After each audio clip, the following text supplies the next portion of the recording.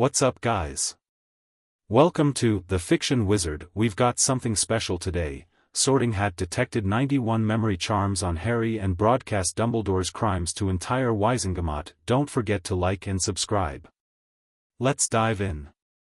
Chapter 1. The Hat remembers the Great Hall smelled like roast chicken and nervous sweat. Harry Potter stood in a line of first years that stretched from the enormous oak doors to somewhere near the teacher's table, shuffling forward one awkward step at a time while roughly 400 students stared at them from the four long house tables. The candles floating overhead cast everything in warm gold, and under different circumstances, if he hadn't been wearing clothes 3 sizes too large, if his stomach hadn't been doing something architecturally unsound, Harry might have thought it was beautiful. "They say you have to fight a troll," the boy behind him whispered. Ron Weasley, who Harry had met on the train and immediately liked for the simple reason that Ron talked to him like a person rather than a curiosity. "Fred told me. Or maybe wrestle a Grindylow." He wasn't sure. "Fred sounds like a reliable source," Harry said. Ron grinned. "He really isn't." At the front of the line, a freckled girl named Sally Ann Perk sat down on a 3-legged stool, and Professor McGonagall, tall, tartan, radiating the specific energy of a woman who had not slept enough and would not be mentioning it, lowered a battered pointed hat onto her head. The hat's brim drooped over Sally Ann's eyes. For a moment nothing happened. Then the hat opened its wide, ragged mouth and shouted, "Hufflepuff." The table second from the left erupted. Harry exhaled. No trolls, then. He watched the line move. Hermione Granger, who had spent the entire boat ride across the lake reciting spell theory at whoever stood nearest to her, bounced on her heels 3 people ahead of him. Neville Longbottom, a round-faced boy who had lost his toad twice between King's Cross and Hogsmeade Station, stood just behind Harry and was making the quiet, controlled breathing sounds of someone trying very hard not to be sick. "It'll be fine," Harry told him. Neville looked at him with the expression of a person who appreciated the sentiment and did not believe it for a moment. "Right," he said. "Yes. Fine. Longbottom, Neville." Neville made a small sound and walked to the stool like a man approaching a sentencing. The hat dropped over his eyes. Saturday. Considered. The hall was very quiet. Then, and Harry would think about this later, would wonder if the hat had already known what was coming, if it had been building towards something, the hat said, very slowly, "Gryffindor." Not shouted. Said. Like it was making a note. Neville stumbled off the stool with relief written across every feature of his face, and Harry filed that away too, the way the hat had paused, the careful deliberateness of it, and then McGonagall was saying, "Potter, Harry," and the entire hall went silent in a way that felt different from all the other silences. Heavier. More interested. He walked to the stool. He sat down. He didn't look at the 4 tables full of watching faces because he had found, through 11 years of practice, that large groups of people staring at him were best handled by simply pretending they weren't there. The hat came down. The world went very, very dark. It wasn't the darkness of a room with the lights out. It was the darkness of somewhere old, the kind of deep, geological dark that exists inside caves that haven't seen light in centuries. Harry sat in it, or floated in it, or simply was in it, and he was aware in some distant way that his body was still on the stool in the Great Hall, but the part of him that mattered was here, in this. "Well," said a voice. It wasn't exactly a voice. It was more like the idea of a voice, rough-edged and dry, like old parchment rubbed against stone. It had the unmistakable quality of something that had been listening for a very long time and was not particularly impressed by most of what it heard. Harry James Potter. 11 years old. 1 scar. 2 cousins worth of hand-me-down clothing. 1 owl. And quite a lot of. The voice stopped. Harry waited. It stopped the way a person stops when they open what they expect to be a normal door and find something extraordinary on the other side. "Oh," said the hat. "Oh, that is not right at all." "What?" Harry said, or thought, or both. Hold still, boy. I am counting. There was a sensation like fingers rifling through pages, rapid, systematic, growing more urgent with each pass. It wasn't painful exactly, but it had the particular discomfort of being examined very closely by someone who kept finding things they hadn't expected. Harry thought of the time Aunt Petunia had gone through his schoolbag and found a library book about mythology, and how her expression had moved through confusion into something harder. The hat had that same quality. Focused. Increasingly grim. 40, it muttered.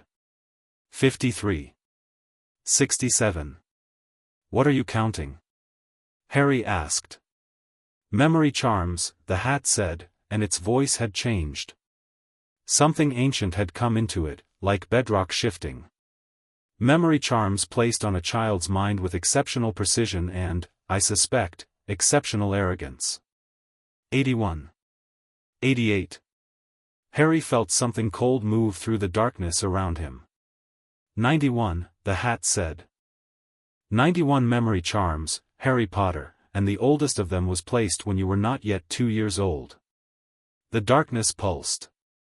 Now, said the hat, and there was nothing conversational left in its voice at all, it had gone pure and flat and very, very old, let us see what they took from you. Later, Harry would struggle to describe what came next. The closest he could manage was this: imagine every dream you've ever had is stored in a jar, sealed tight and put on a high shelf, and then all at once someone knocks the shelf over and every jar breaks simultaneously and the dreams pour out all at once, and they're not quite dreams anymore because they're real, they're yours, they happen to you. And you are 11 years old and sitting on a stool in a room full of strangers and your whole life is rearranging itself.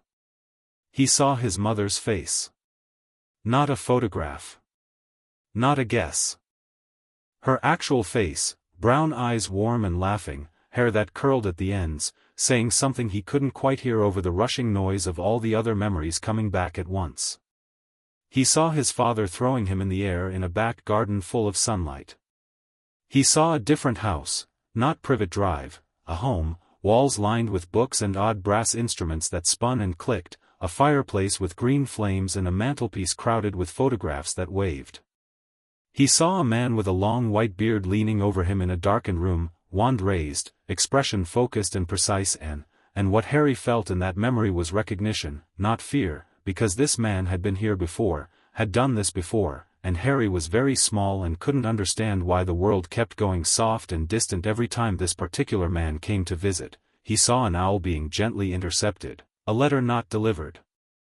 He saw Hagrid, enormous, warm, wonderful Hagrid who'd brought him his first birthday cake. He saw Hagrid's instructions, saw who had given them. He saw the words he must not know too much written in slanted handwriting on a piece of parchment. He saw 91 instances of someone deciding that Harry Potter did not need to remember. And here is what the hat did with all of that. It had been made by 4 of the most powerful witches and wizards who had ever drawn breath on British soil, and they had poured into it not just their knowledge but their intent, the intent that every child who passed through Hogwarts would be sorted truly, without bias, without outside interference, according to who they actually were and not who someone else needed them to be. That intent had teeth. It had always had teeth. Most people had simply forgotten that fact over the centuries because most people who sat beneath it came with ordinary minds, unmeddled minds, and the clause had never needed to activate. The clause was called the Founders' Compact, and it was very old, and it was very specific. If any child arrives at Hogwarts bearing magical interference to their mind or memory placed without guardian consent, the nature and origin of that interference will be made known to those charged with magical law and governance. The hat's brim vibrated. Harry felt it before he heard it, a deep thrum, like a bell struck at the base of a very tall tower. The hat was not singing. It was broadcasting. In the great hall, the students at the 4 tables had been watching Harry Potter sit motionless under the hat for approximately 4 minutes, which was longer than anyone could remember a sorting taking, and the atmosphere had moved through amusement into curiosity and was now edging toward something else. Dumbledore sat at the center of the high table, fingers laced, expression serene. He had held this expression through difficult ministry meetings, through Order of the Phoenix crises, through 2 wars, and he held it now with the ease of long practice. His blue eyes tracked Harry with the gentle attention of a man watching something he had carefully planned unfold on schedule. Then the hat opened its mouth. It did not shout a house name. It spoke. It spoke in a voice that filled the hall not through volume but through presence, as though the words were materializing inside each listener's mind rather than traveling through air to reach them. This child's mind bears 91 memory charms, the hat said, placed across a period of 9 years, originating from a single wand. The Founder's Compact is invoked. The Wizengamot is informed. The hall was so silent that Harry could hear one of the candles guttering. Then Dumbledore's fingers unlaced. It was a small movement. Almost nothing. But McGonagall, who had stood at the man's right hand for 30 years, saw it. She turned to look at him and found, for the first time in her memory, an expression on Albus Dumbledore's face that she could not immediately read. It was gone in an instant, the serenity reassembled itself with the speed of long habit, but she had seen it. It looked like a man who had just heard a door lock from the outside. "Harry," said the hat, and now it was speaking only to him, though everyone could still hear it, "you'll want to know that the wand in question belongs to the headmaster of this school." "I thought you deserved to hear that first."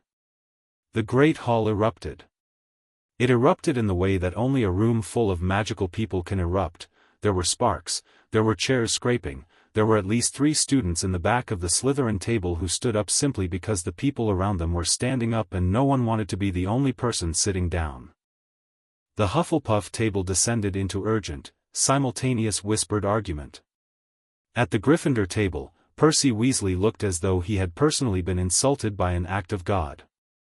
The Ravenclaw table had already produced quills. McGonagall said, "Order," but it came out smaller than she intended. Harry pulled the hat off his head.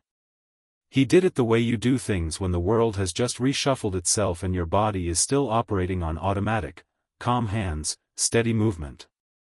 He set the hat on the stool. He looked at the high table, specifically at the man with the long white beard and half-moon glasses and the ancient, blue, currently very careful eyes. He looked at him with the directness of a boy who had just been given 91 reasons to look people in the eye rather than away. Dumbledore met his gaze and smiled, gentle and untroubled, the way a lake smiles back the sky. "Perhaps," Dumbledore said, raising one hand, and the room quieted in the reflexive way of rooms that had been quieting for a particular voice for decades, "we ought to allow young Mr. Potter a moment to collect himself. This has been an unusual evening." "That's one word for it," Harry said. Not loudly. Conversationally. But in the silence, it carried. He turned to the hat. "Which house?" The hat considered him. Then, with something in its tone that was the closest an enchanted object had probably ever come to satisfaction, it said, "Gryffindor. And for what it's worth, boy, you'd have done well in any of them. You've got a fine mind when someone hasn't been picking at it." Harry nodded once and walked to the Gryffindor table. He sat down. Ron Weasley, who had been sorted 3 spots ahead of him and had chosen the seat closest to the aisle specifically so he could grab Harry's arm the instant he sat down, grabbed his arm. "Are you, what did the hat just say?" "Yes," Harry said. "Blimey," said Ron, and seemed to feel that covered it. The feast appeared, as feasts do, without ceremony, the golden platters simply filled, but nobody touched the food for a long time. The hall was buzzing with the low, urgent hum of hundreds of individual conversations happening simultaneously. Harry was aware of eyes on him from every direction and found, to his own mild surprise, that he didn't particularly mind. He was too busy thinking. 91. He kept returning to that number. Not as an abstraction but as a concrete, physical thing, 91 individual moments when someone had decided his mind was theirs to edit. He tried to imagine what his life might have looked like without them and couldn't quite, because how do you imagine the space where your own thoughts were supposed to be? Some of the memories were still coming back in fragments. It was like trying to watch a film where every 10th frame had been removed. You could follow the general shape of things, but kept lurching across gaps. His mother's laugh. A green flash that the memory before the charm kept starting to show him before stopping. A woman's voice saying, "He's too young, Albus, he's too," and then nothing. He reached for the roast chicken and noticed his hand wasn't shaking. He found that interesting. "Harry," said Neville, from his other side. Neville's round face was carefully neutral in the way of someone who had decided the safest social strategy was to be very, very steady. "Are you all right?" "I think so," Harry said. "Are you?" "I'm not the one who just had." "Yes, I'm fine." Neville paused. "For what it's worth, I believe you." "The hat, I mean." "I believe what it said." Harry looked at him. "Why?" Neville was quiet for a moment. He picked up a fork, put it down again. "My gran makes decisions for me," he said finally, in a tone that was not quite bitter and not quite resigned and was somehow more honest for being neither. "Lots of decisions. About what I should study and who I should spend time with and what I should think about my parents." He paused again. "I know what it feels like when someone decides they know better. That's all." Harry held that for a moment. "Right," he said. "Yeah." At the high table, Dumbledore had begun conversing quietly with Professor Quirrell, the Defense Against the Dark Arts teacher whose purple turban gave off a faint, unpleasant smell that Harry had noticed even from the boat. Dumbledore's expression was composed, interested, the expression of a man engaged in pleasant dinner conversation, and nothing about it was different from how it had looked an hour ago. That was, Harry thought, arguably the most unsettling thing about it. McGonagall was not eating. She was sitting very straight, looking at the middle distance with an expression Harry didn't have the context to interpret yet.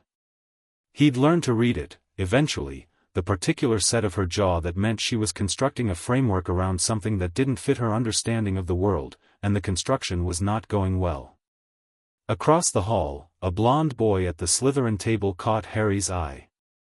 Draco Malfoy, who had introduced himself on the train with the assumption that Harry would be pleased to know him, was looking at Harry now with an expression that had something complicated in it, not hostile, not quite, more like someone recalculating an equation. His father, Harry knew, was a ministry official. His father, Harry realized, sitting on the Gryffindor bench with roast chicken going cold on his plate, would be hearing from the hat very shortly. He thought about that.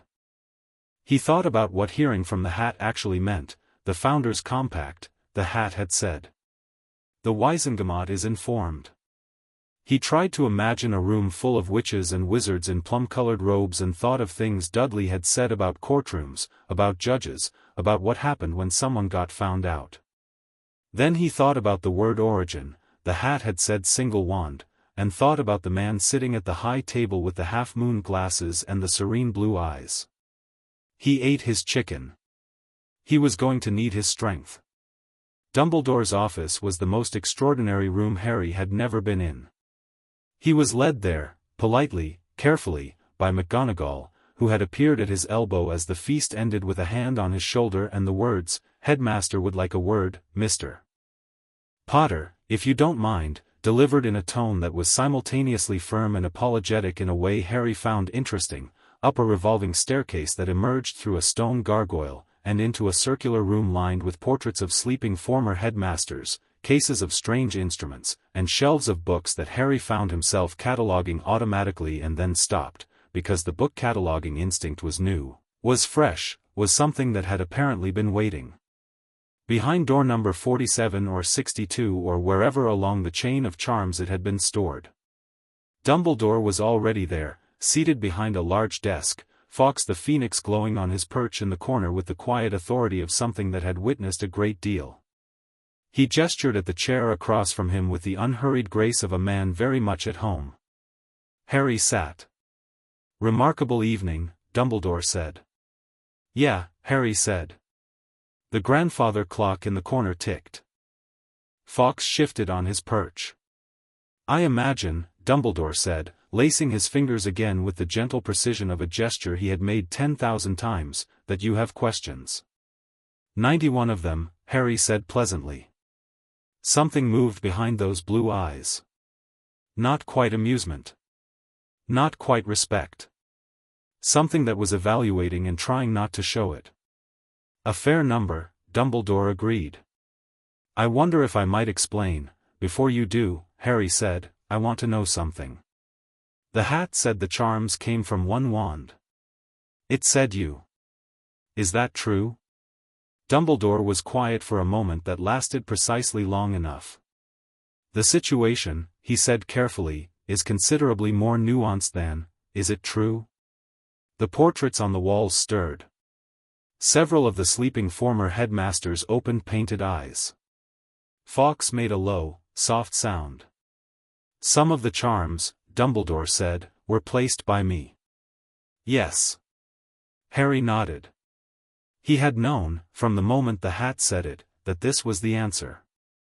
He had let himself hope otherwise in a small, quiet part of himself, and had known even while hoping that it was going to be yes.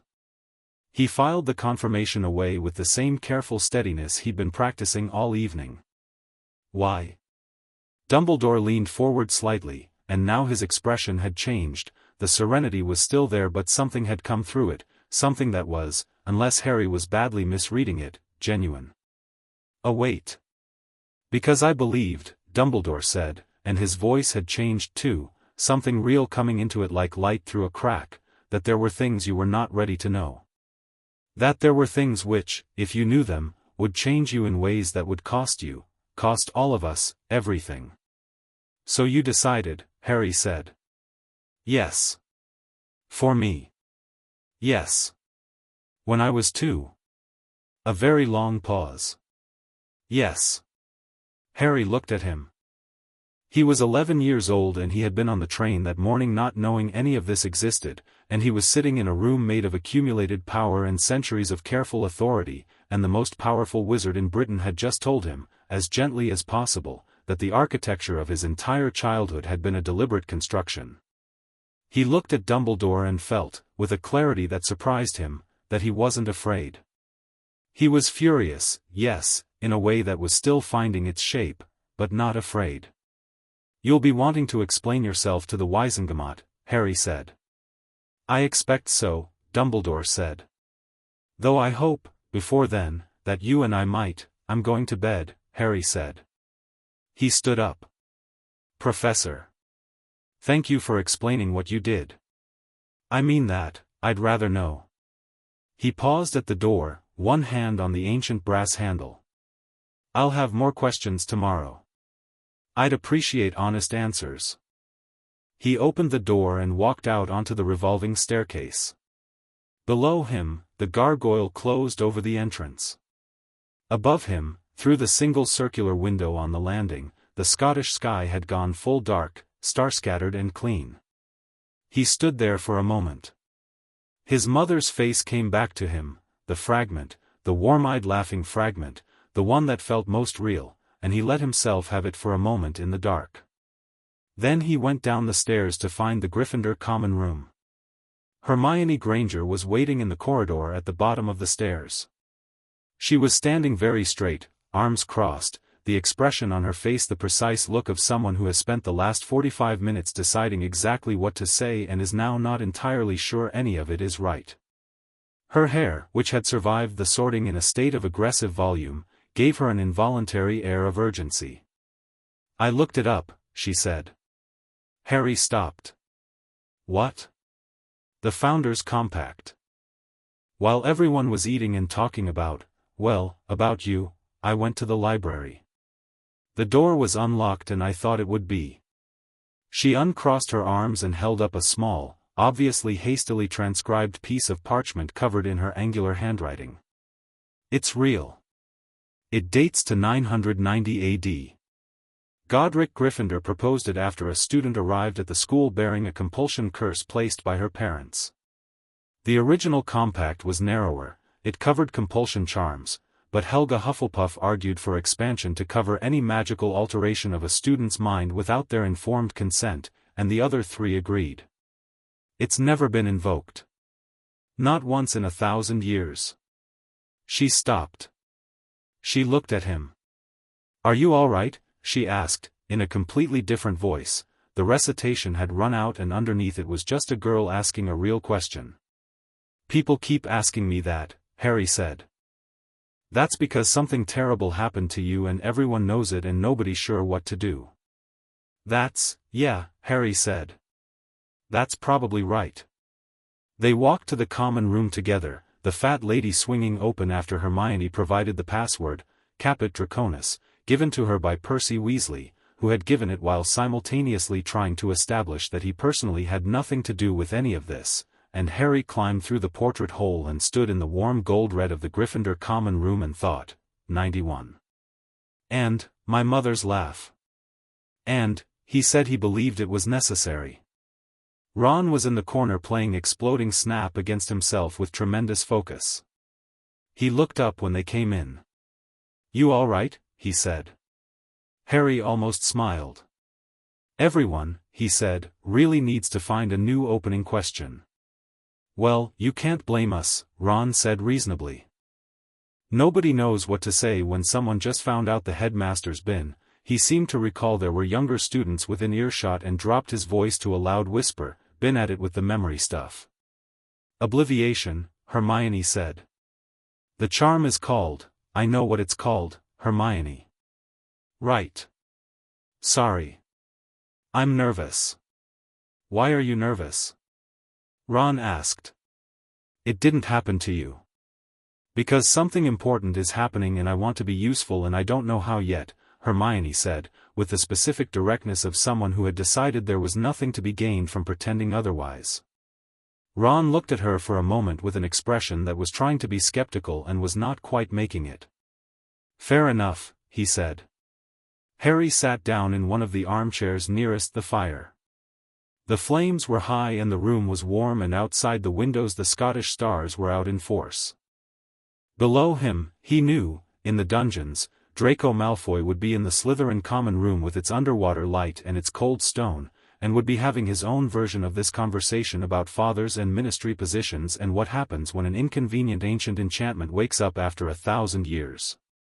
On the high table in the Great Hall, the hat sat on its stool, and if it was thinking anything further, it kept it to itself for now. In Dumbledore's office, the old man sat alone for a long time after Harry left, and the portraits watched, and Fawkes sang one quiet, mournful note, and the instruments on the shelves turned and clicked with the meaningless diligence of things that don't know when to stop. Harry looked into the fire. Right, he said quietly, mostly to himself. So that's how it is. He meant several things at once by that. He meant, this is real, this actually happened, the memories coming back in fragments aren't a dream. He meant, tomorrow there will be adults trying to manage this. He meant, the hat said they know, the Wizengamot, whoever they are, wherever they were when the broadcast went out, they know now. He meant, I have never had a plan before and I think I need one. He meant, I am not going to let anyone decide what I'm ready to know, ever again. The fire crackled. Neville Longbottom came down the stairs from the dormitory in his pajamas, apparently having given up on sleep, and sat in the other armchair without speaking for a moment. Then, you know what the funny thing is? Neville said. What? I had a great-uncle who was on the Wizengamot. He told me once that the Hat's Compact was a myth. Neville picked up a stray copy of the Standard Book of Spells, grade 1 from the table between them and turned it over in his hands without reading it. He said it was something students made up to explain why sorting took a long time sometimes. He laughed about it. Said the founders weren't that clever. Harry looked at him. What do you think now? Neville set the book down. I think, he said, that it's going to be a very interesting year. From the corridor beyond the portrait hole came the distant sound of Peeves the poltergeist clattering down a hallway singing something incomprehensible about memory charms and the headmaster, which meant the news had already reached even the castle's more anarchic residents, which meant by morning there would not be a single person in Hogwarts who didn't know. Harry closed his eyes and let another memory surface, his mother setting him down in a patch of garden sunlight, saying something that ended in "my clever boy," and held it carefully, like a glass thing that had survived a long fall and needed to be steadied before it could be trusted to stand on its own. Then he opened his eyes. He was in Gryffindor Tower. He had friends, or the early, fragile architecture of what might become friends, on either side of him. He had 91 memories in various states of reconstruction. He had an ancient legal compact that had apparently gone off like a signal flare across the entire British magical government. He had, he realized, considerably more than he'd had this morning. He allowed himself one small, private smile at that. It was going to be, he agreed with Neville, a very interesting year. The castle settled around him, stone on stone on stone, 4 founders deep. In the dungeons the torches burned low. In the towers the owls shifted on their perches. In the astronomy tower the telescopes pointed their patient faces at the stars and didn't ask any questions.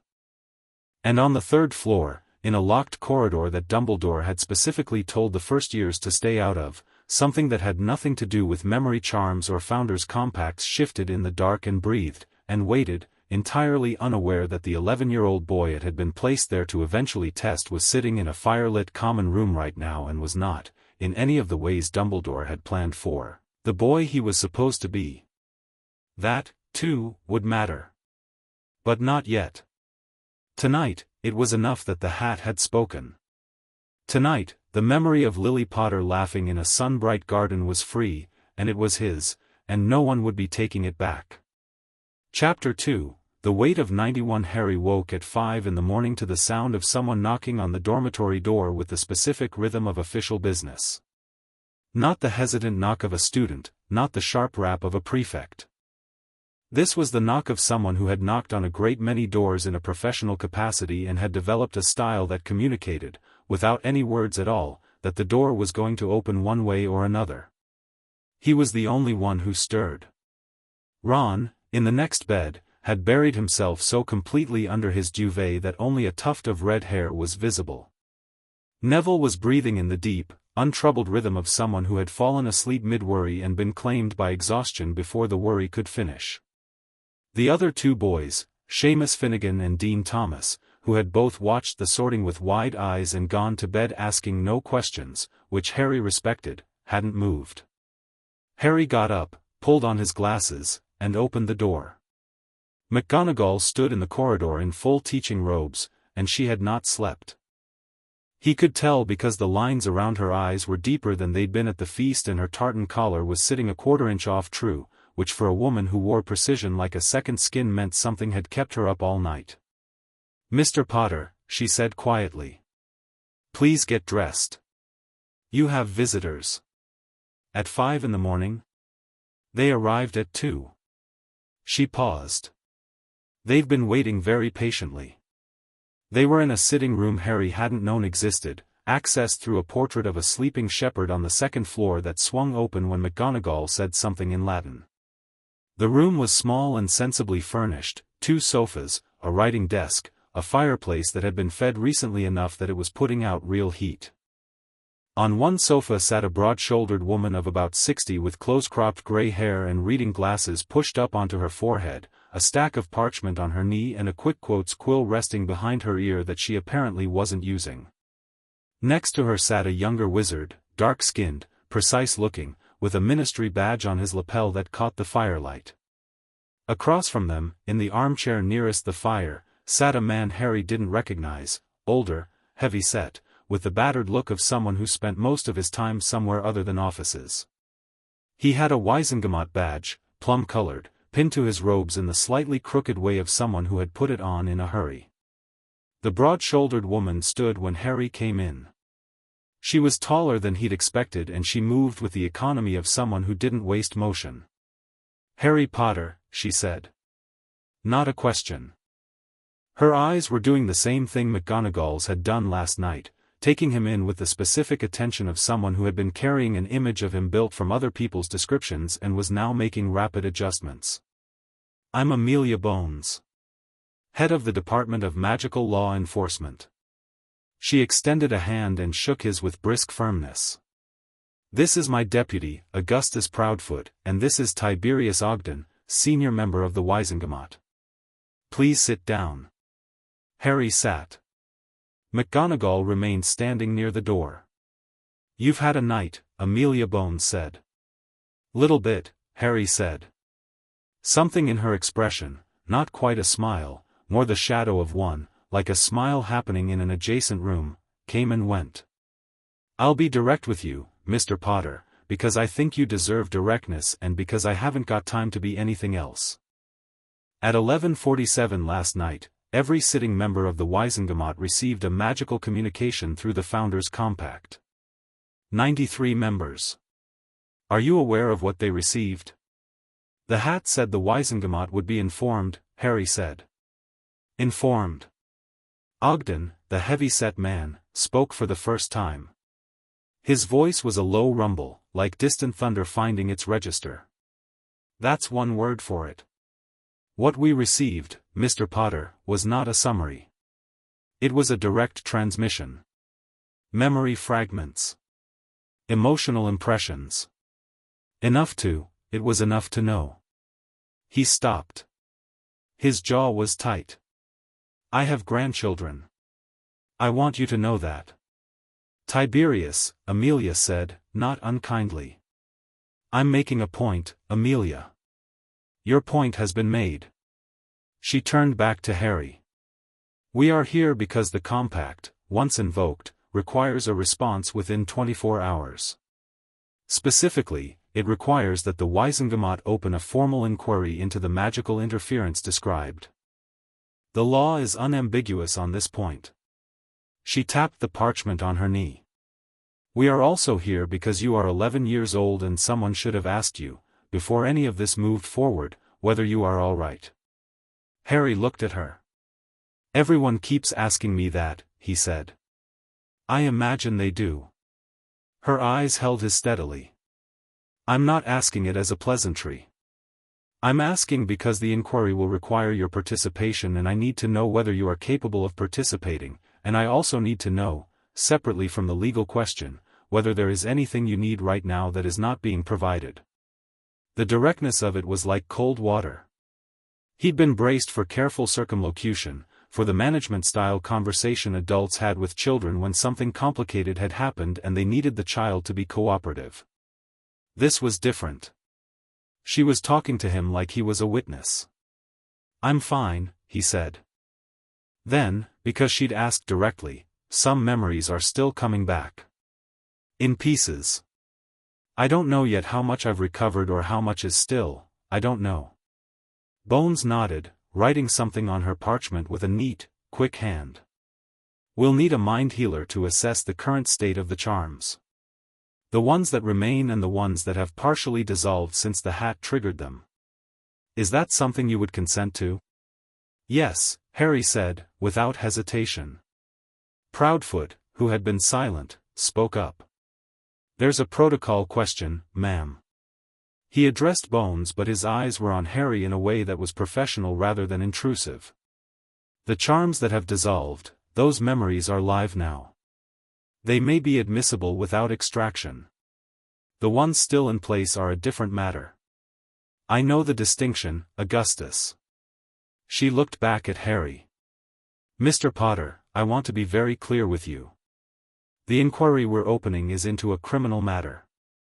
The placement of memory charms on a minor without guardian consent is a serious offense under magical law statutes that go back to 1723. The fact that the person who placed them holds the position he holds does not change that. She said it neutrally, as a fact. Not as something she expected him to be surprised by or grateful for. Just the law, being stated. Albus Dumbledore will be required to appear before the Wizengamot. He will be required to explain himself. McGonagall made a small sound near the door. Not quite a word. Just a sound. Minerva, Amelia said. I know. Do you? McGonagall's voice was precise, clipped, and had something underneath the precision that was working hard to stay under it. Do you know what 30 years of, do you have any idea what it means to have trusted? She stopped. Reset. I beg your pardon. That was not, it was entirely appropriate, Amelia said, and meant it. Sit down, Minerva. Please.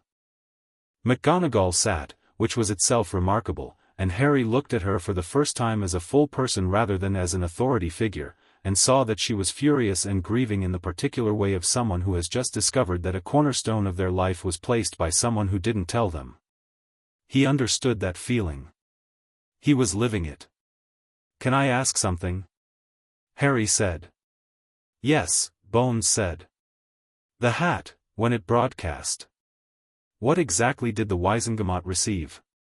You said memories and impressions, but, they received, Ogden said slowly, what I can only describe as a case file. Compressed. Decades of it arriving in about 4 seconds. Individual charm placements with dates and context. He shook his head like a man trying to shake water out of his ears. The context was the worst of it. There was, you were very small, in some of them. The room was quiet for a moment. Right, Harry said. Okay. He looked at Bones. I'll cooperate with whatever you need. The mind healer, the inquiry, whatever testimony. I want to understand what was taken from me. If that helps the legal process too, then good. Bones looked at him for a long moment. You're remarkably composed, she said. It wasn't entirely a compliment, it was also an observation, and an assessment. I've been composing myself for 11 years, Harry said. I just didn't know what I was composing around. Ogden made a sound that might have been a laugh.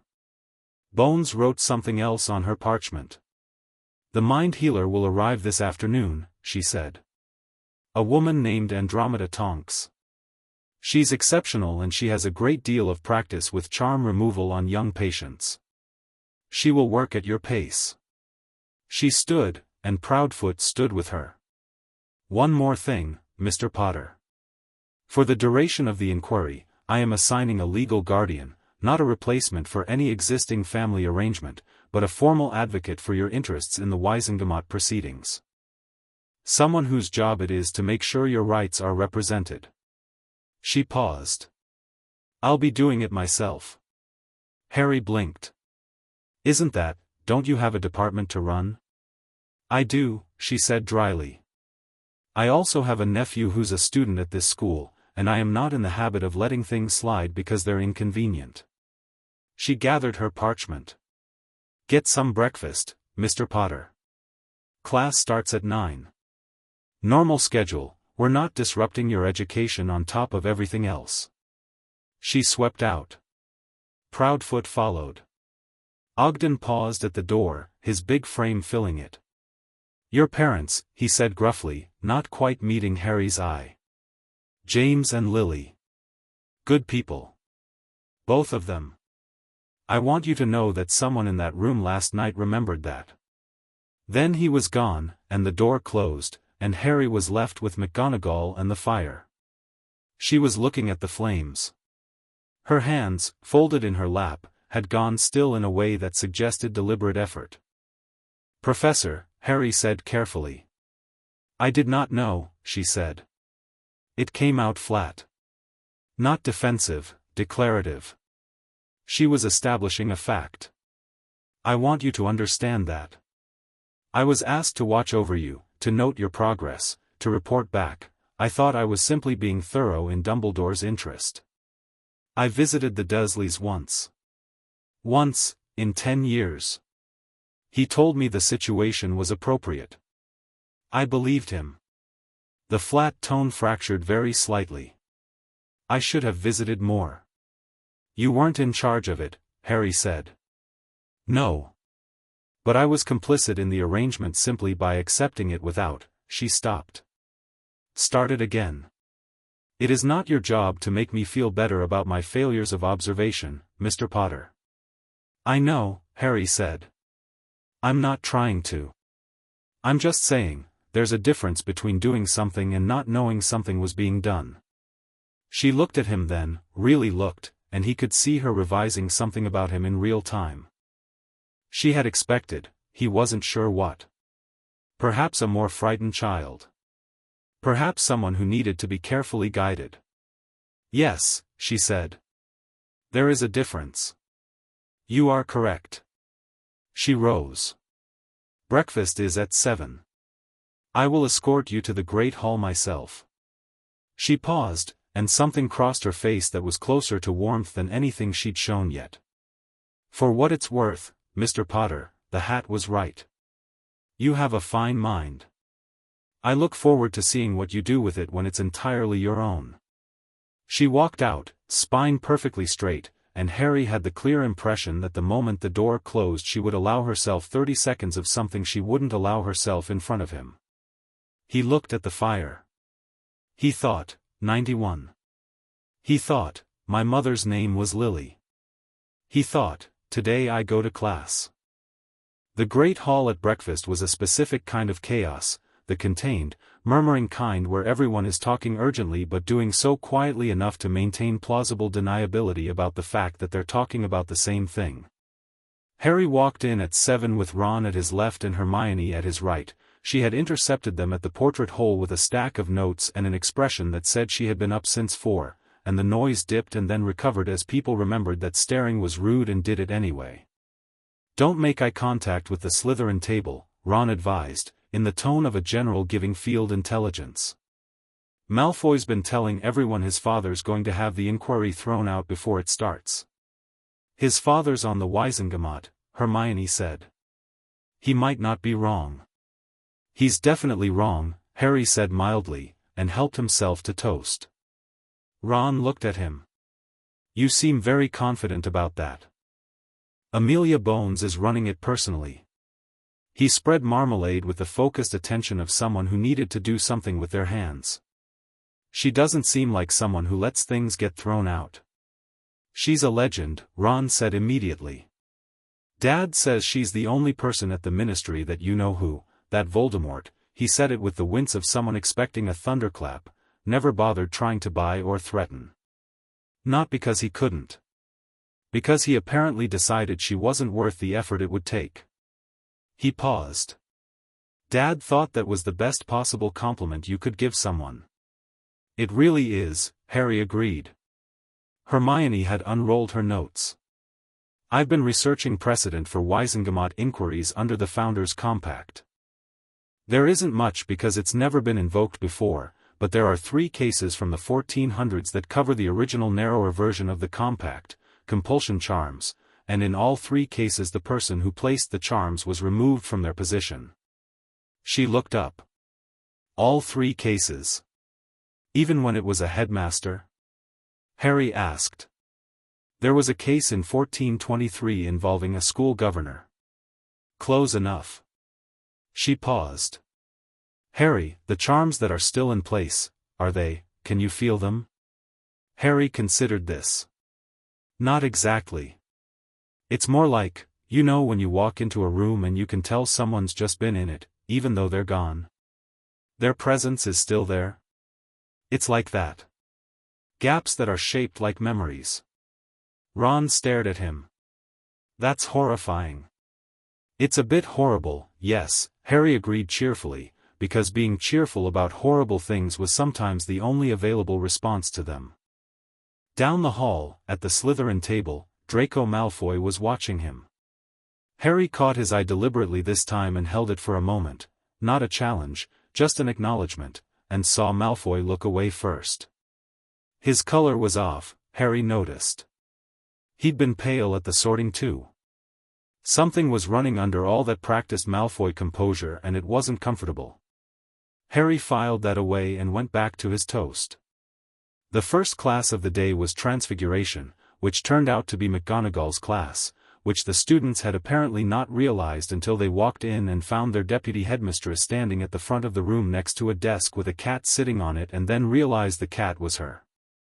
Harry had gotten to class early enough to watch 3 Slytherin students do double takes. She transformed back, settled her robes, and surveyed them with the look of a woman who had been transforming in front of first-years for 30 years and found their surprise consistently unwarranted.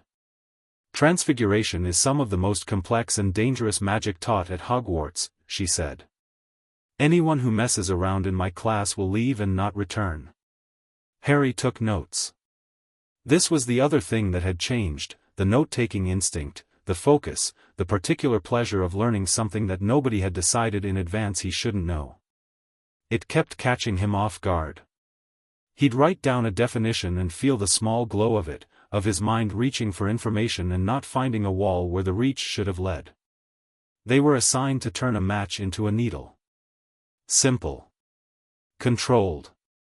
The first step in a discipline that would eventually allow you to rearrange the fundamental nature of matter. Harry picked up his match and looked at it. He thought about what it was: wood, mostly, a small element of phosphorus and sulfur at the tip. He thought about what a needle was: metal, a specific structure, a point and an eye. He thought about the distance between those things, and the word McGonagall had used, animation, the principle beneath transformation, the instruction to matter to reconsider its own arrangement. He pointed his wand at the match. The needle appeared. Not slowly. Not partially. Fully, gleaming, perfect, the eye precisely proportioned. It sat there on his desk in the beam of morning light coming through the high window, and Harry looked at it with the same mild interest he'd used on everything else this morning. McGonagall walked past. She stopped. She looked at the needle for a long moment. 10 points to Gryffindor, she said, and moved on. From his left, Ron made a strangled sound. His match was still a match. From his right, Hermione's match had gone slightly silver at one end, which she was examining with furious concentration. "How did you?" Ron started. "I just thought about what I wanted and asked it to happen," Harry said, slightly puzzled by the question. You're not supposed to be able to do it that fast." "I didn't know I wasn't supposed to." Ron stared. "Then, mate. That is either the best or most annoying answer you've ever given." Harry smiled. "Probably both," he said. Andromeda Tonks arrived at 3 in the afternoon. She was shown to a room off the hospital wing. Madame Pomfrey had prepared it with the careful efficiency of a woman who had been briefed thoroughly and was channeling concern into furniture arrangement. It was a quiet room, 2 chairs, afternoon light, a window that looked out over the grounds to the lake. Andromeda Tonks was a tall woman with dark hair shot through with silver, brown eyes behind round spectacles, and the manner of someone who had seen a great deal and had decided that the best response to difficult things was to be as calm as possible and wait for the difficult things to run out of momentum. She shook Harry's hand, gestured to the chair nearest the window, and sat in the other one. "I'm not going to do anything today that we haven't talked about first," she said. "And I'm not going to tell you what I find without asking whether you want to know. Are those terms acceptable?" "Yes," Harry said. "Though I do want to know. All of it. We'll start with what I can read externally." She raised her wand, and her movements were the most economical Harry had ever seen from a wand user. No flourishes, no theatrical gestures, just precise arcs that looked like they'd been refined to their absolute minimum. The diagnostic charm she cast was a pale gold color, and it moved over Harry with the sensation of a warm hand held close without touching. She was quiet for several minutes. "Right," she said finally. "So. You currently have 43 memory charms fully intact, 31 that have partially dissolved since last night, the hat's trigger cascade, and 17 that have dissolved entirely, releasing their contents." She said this with clinical evenness, like a doctor reading a chart. "The ones that are dissolving are doing so in order from newest to oldest, roughly speaking, which means you have been receiving your most recent memories first. You'll get to the oldest ones last. Do you understand what that means in practical terms?" "The worst ones are still coming," Harry said. She held his gaze. "Some of them may be distressing. The memories most likely to be suppressed in a child are the ones most likely to be distressing. I want you to know that you don't have to face them alone, and that I will be available, by flu, any hour, throughout this process." "Thank you," Harry said. He meant it. "Can I ask, have you done this before? Charm removal on someone this young?" Not with this many charms in place, she said honestly. But I've done removal work for 20 years, and charm is charm. The principle doesn't change. She paused, then seemed to decide something. My daughter has gone through her own version of difficult discoveries this year. Different circumstances, but the experience of finding out that your world has been arranged without you. I know something of how that sits. Harry looked at her and thought she was the sort of person who gave you real information instead of comfort, which he was finding preferable to comfort. What about the ones still in place? He asked. Can you see what they're covering? Not the content. But I can see their size, roughly, and their character. She was choosing words carefully. Some of them are single incidents. Isolated memories. Some of them are larger. Structural. She met his eyes. There are 3 that are very large.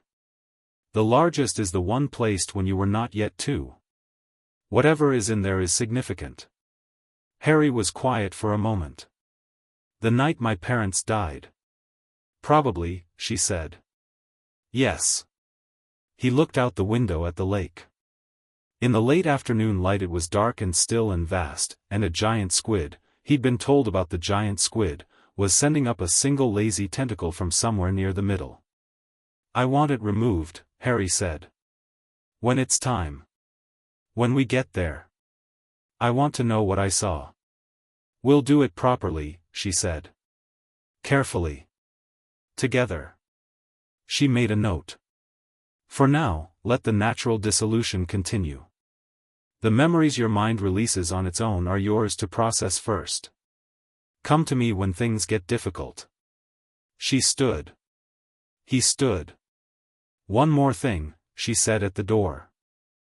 The Wizengamot, they'll want to use some of what I find as evidence.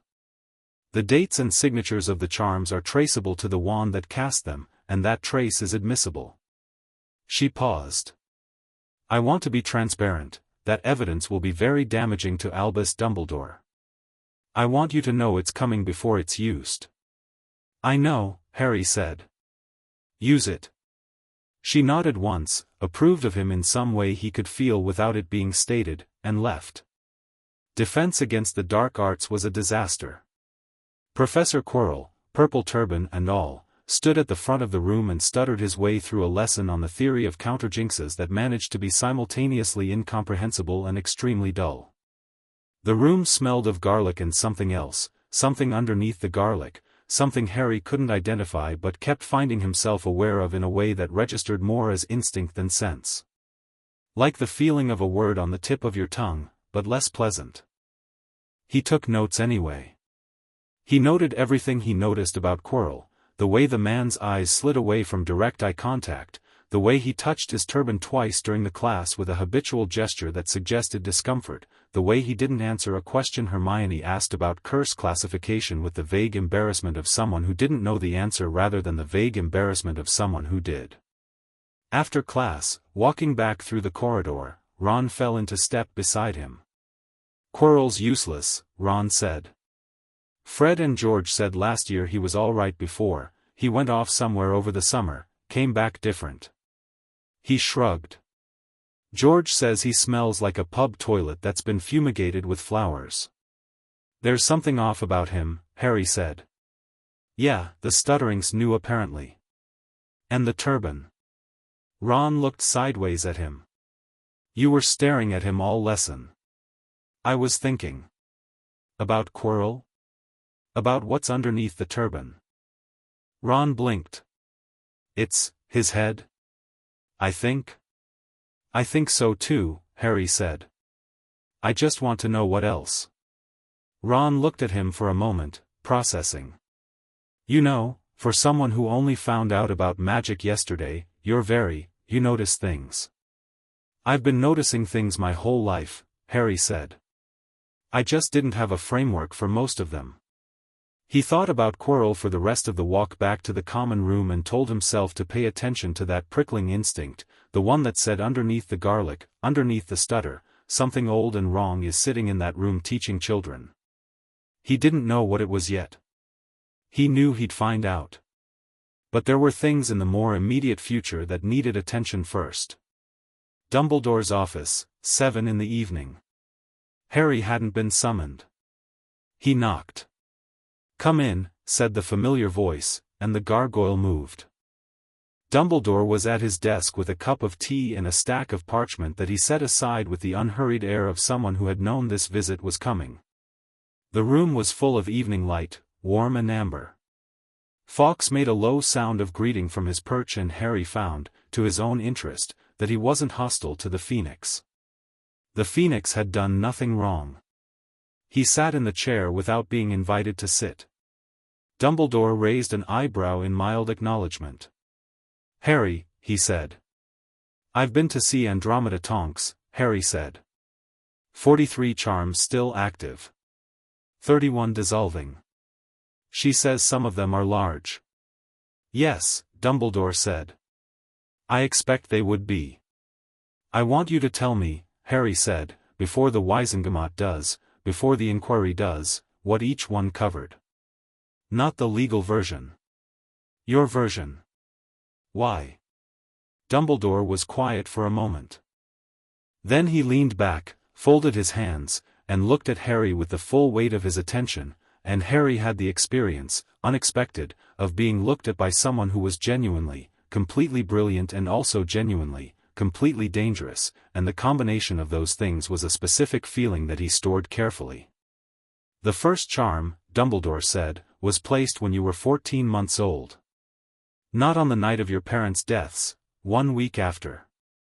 You were in the home of your aunt and uncle. You were screaming." The amber light moved. "Not from distress," Dumbledore continued. "From power.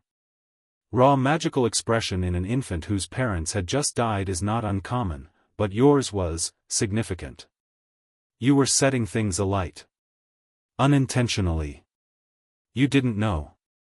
But Petunia Dursley was terrified of you, and if I had not intervened, she would have contacted persons outside the magical community, and that would have, you charmed a grieving baby," Harry said, "because his aunt was scared of him."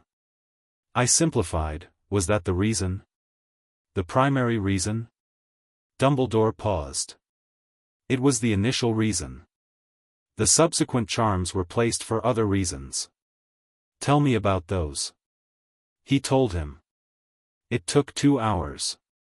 Some of it was what Harry had expected, suppression of accidental magic events that would have drawn attention, suppression of memories of visits Dumbledore hadn't wanted him to ask questions about. Some of it was worse than he'd expected, a memory of Petunia telling him his parents had been special, that magic was real, that he was special too, all of it taken from him when he was 4 because Dumbledore had decided he should not know his nature until the precise moment Dumbledore had chosen. Some of it was so cold it was almost elegant, a memory of a solicitor's letter, because James Potter had left a will, and in that will were provisions Dumbledore had not found convenient. A will. Harry sat with that. "There are things that belong to me," Harry said quietly. "That have always belonged to me. Materially, legally. You knew about them." "Yes." "You kept them from me." "Yes." "Because you needed me," Harry said slowly, the shape of it becoming clear, "to be a certain kind of person. Someone who had grown up with nothing. Someone who would be grateful." He looked at Dumbledore. "Someone who would do as he was told when the time came." The silence that followed was the most honest thing Dumbledore had given him yet. "I required," Dumbledore said carefully, and his voice had the quality of someone laying down a weight they'd been carrying long enough that setting it down felt strange, someone who would face Voldemort without being encumbered by the knowledge of what I knew was coming. By the grief of a life interrupted. By the complications of, you needed a weapon, Harry said. Without a past complicated enough to make it choose differently. I needed a boy who could survive, Dumbledore said, and for the first time his voice fractured. Just slightly. Just enough. I needed a boy who would not be destroyed by what was required of him, and I had met James Potter and I had met Lily Potter and I knew what you would have been if left to yourself, and it was magnificent and it was not survivable, not in the world that was coming, and he stopped. You loved them, Harry said. Not softly, not cruelly. Just clearly. Yes. And you loved me. Yes. And you did it anyway. The longest silence yet. Yes, said Dumbledore. Harry stood. He stood and he looked at this man, genius and architect, hero and thief, the person who loved his parents and spent 9 years editing their son, and he felt the full complexity of it, all the ways it was tragic and all the ways tragedy did not excuse anything. I believe you love me, Harry said. I believe you thought you were right. I believe everything you just told me is the truth as you understand it. He picked up his bag. And I'm going to make sure the Wizengamot hears all of it. Every word. Because the truth as you understand it still means 91 memory charms on a child, and that has to be answered for. He walked to the door. Harry, Dumbledore said. He stopped. The will. Dumbledore's voice was careful, controlled. Your fathers will name a guardian for you. In the event of both your parents' deaths.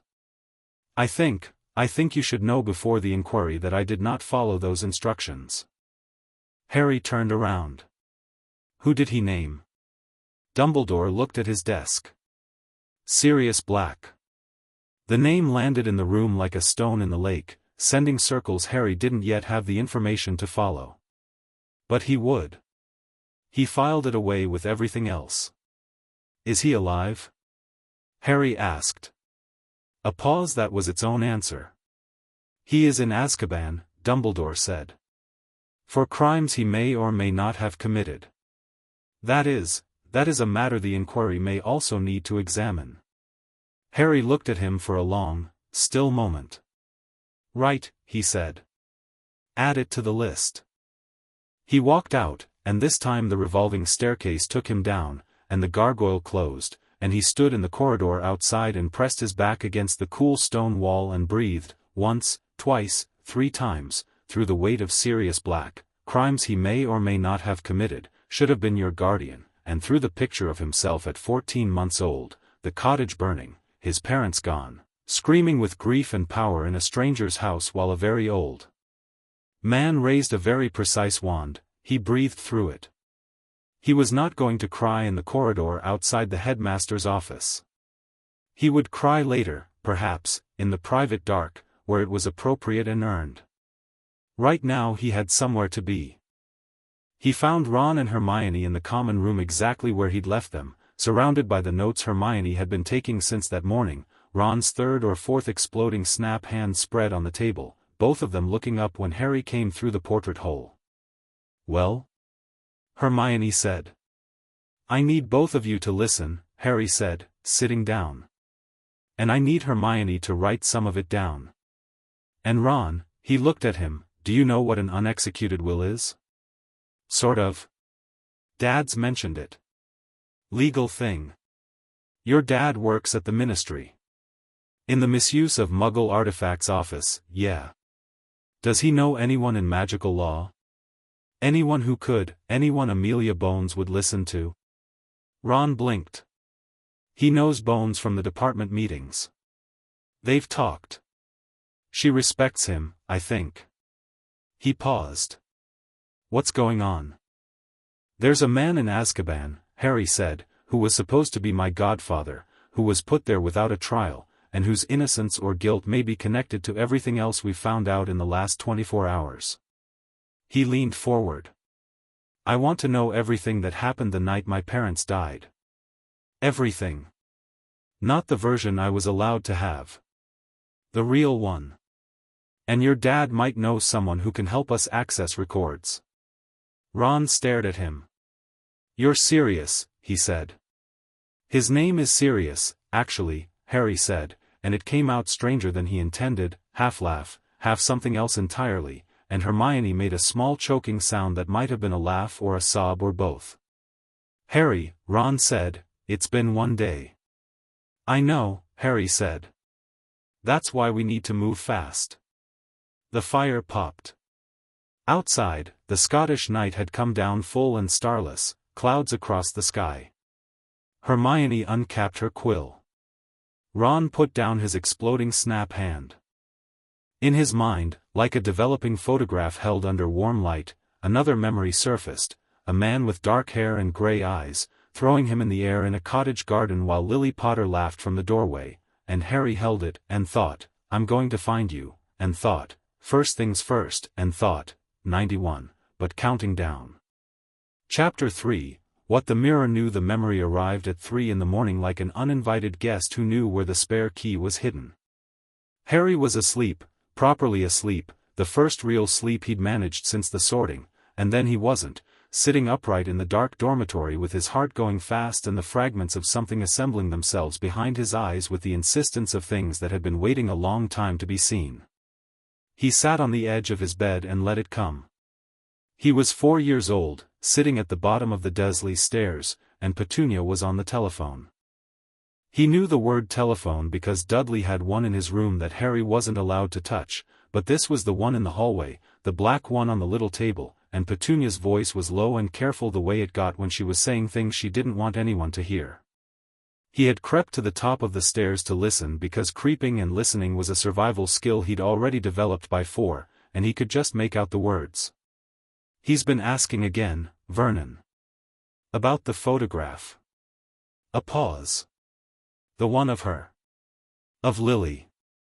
He found it behind the loose board in the cupboard under the stairs. I don't know how, he just, yes, I took it. I told him it was nothing. But he keeps asking. Another pause. Then, lower still, Albus said he'll come. Albus said if he starts asking too many questions, and then the memory went soft and white and smooth, like a wall painted over, and there was nothing. Harry sat in the dark of the dormitory and understood that what he'd just recovered was the memory of the charm being placed. He had been 4 years old, asking about a photograph of his mother, and someone had decided that was too much and arranged for it to stop. He got up. He dressed. He went downstairs. The common room was empty and the fire had burned to low red coals. He sat in the armchair nearest them and opened the notebook Hermione had pressed into his hands yesterday. Write things down as they come, she'd said, with the urgency of someone who'd clearly thought about it, and he wrote down every detail of the memory while it was fresh.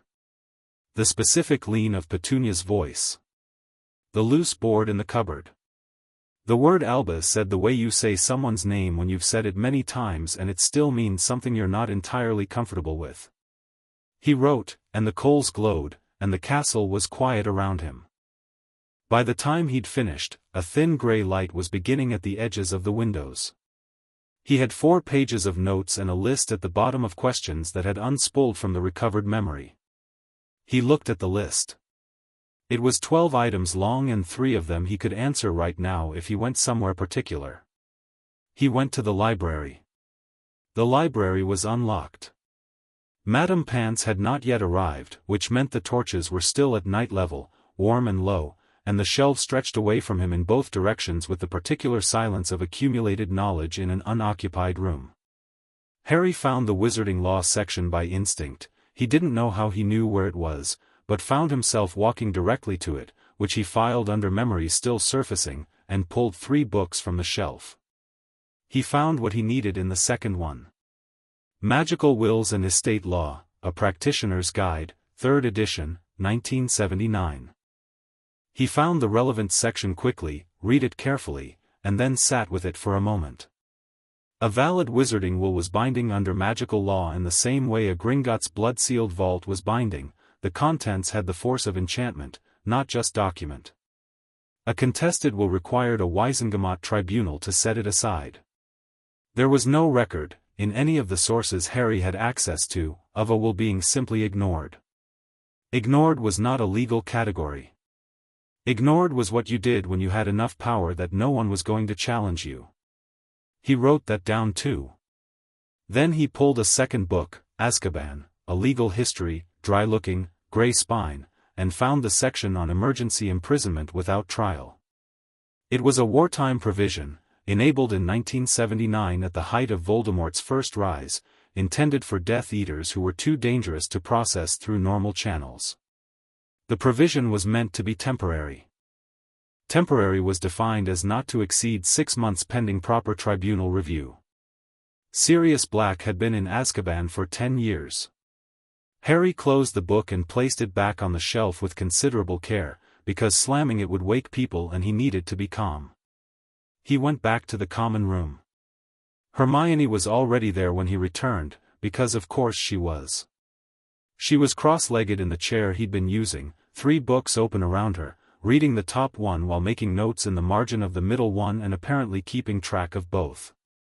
She looked up when he came through the portrait hole. "You couldn't sleep either," she said. "I slept until 3. Then a memory came." He sat down. "Hermione.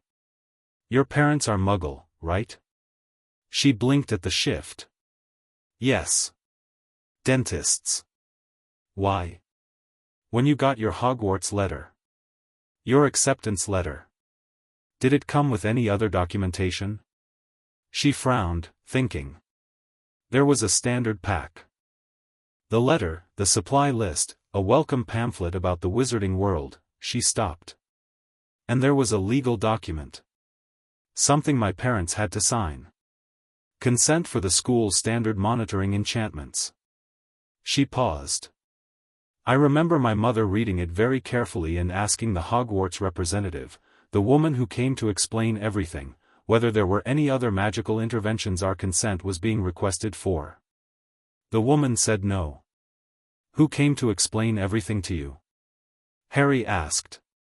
Professor McGonagall. Hermione's eyes were sharp. Why?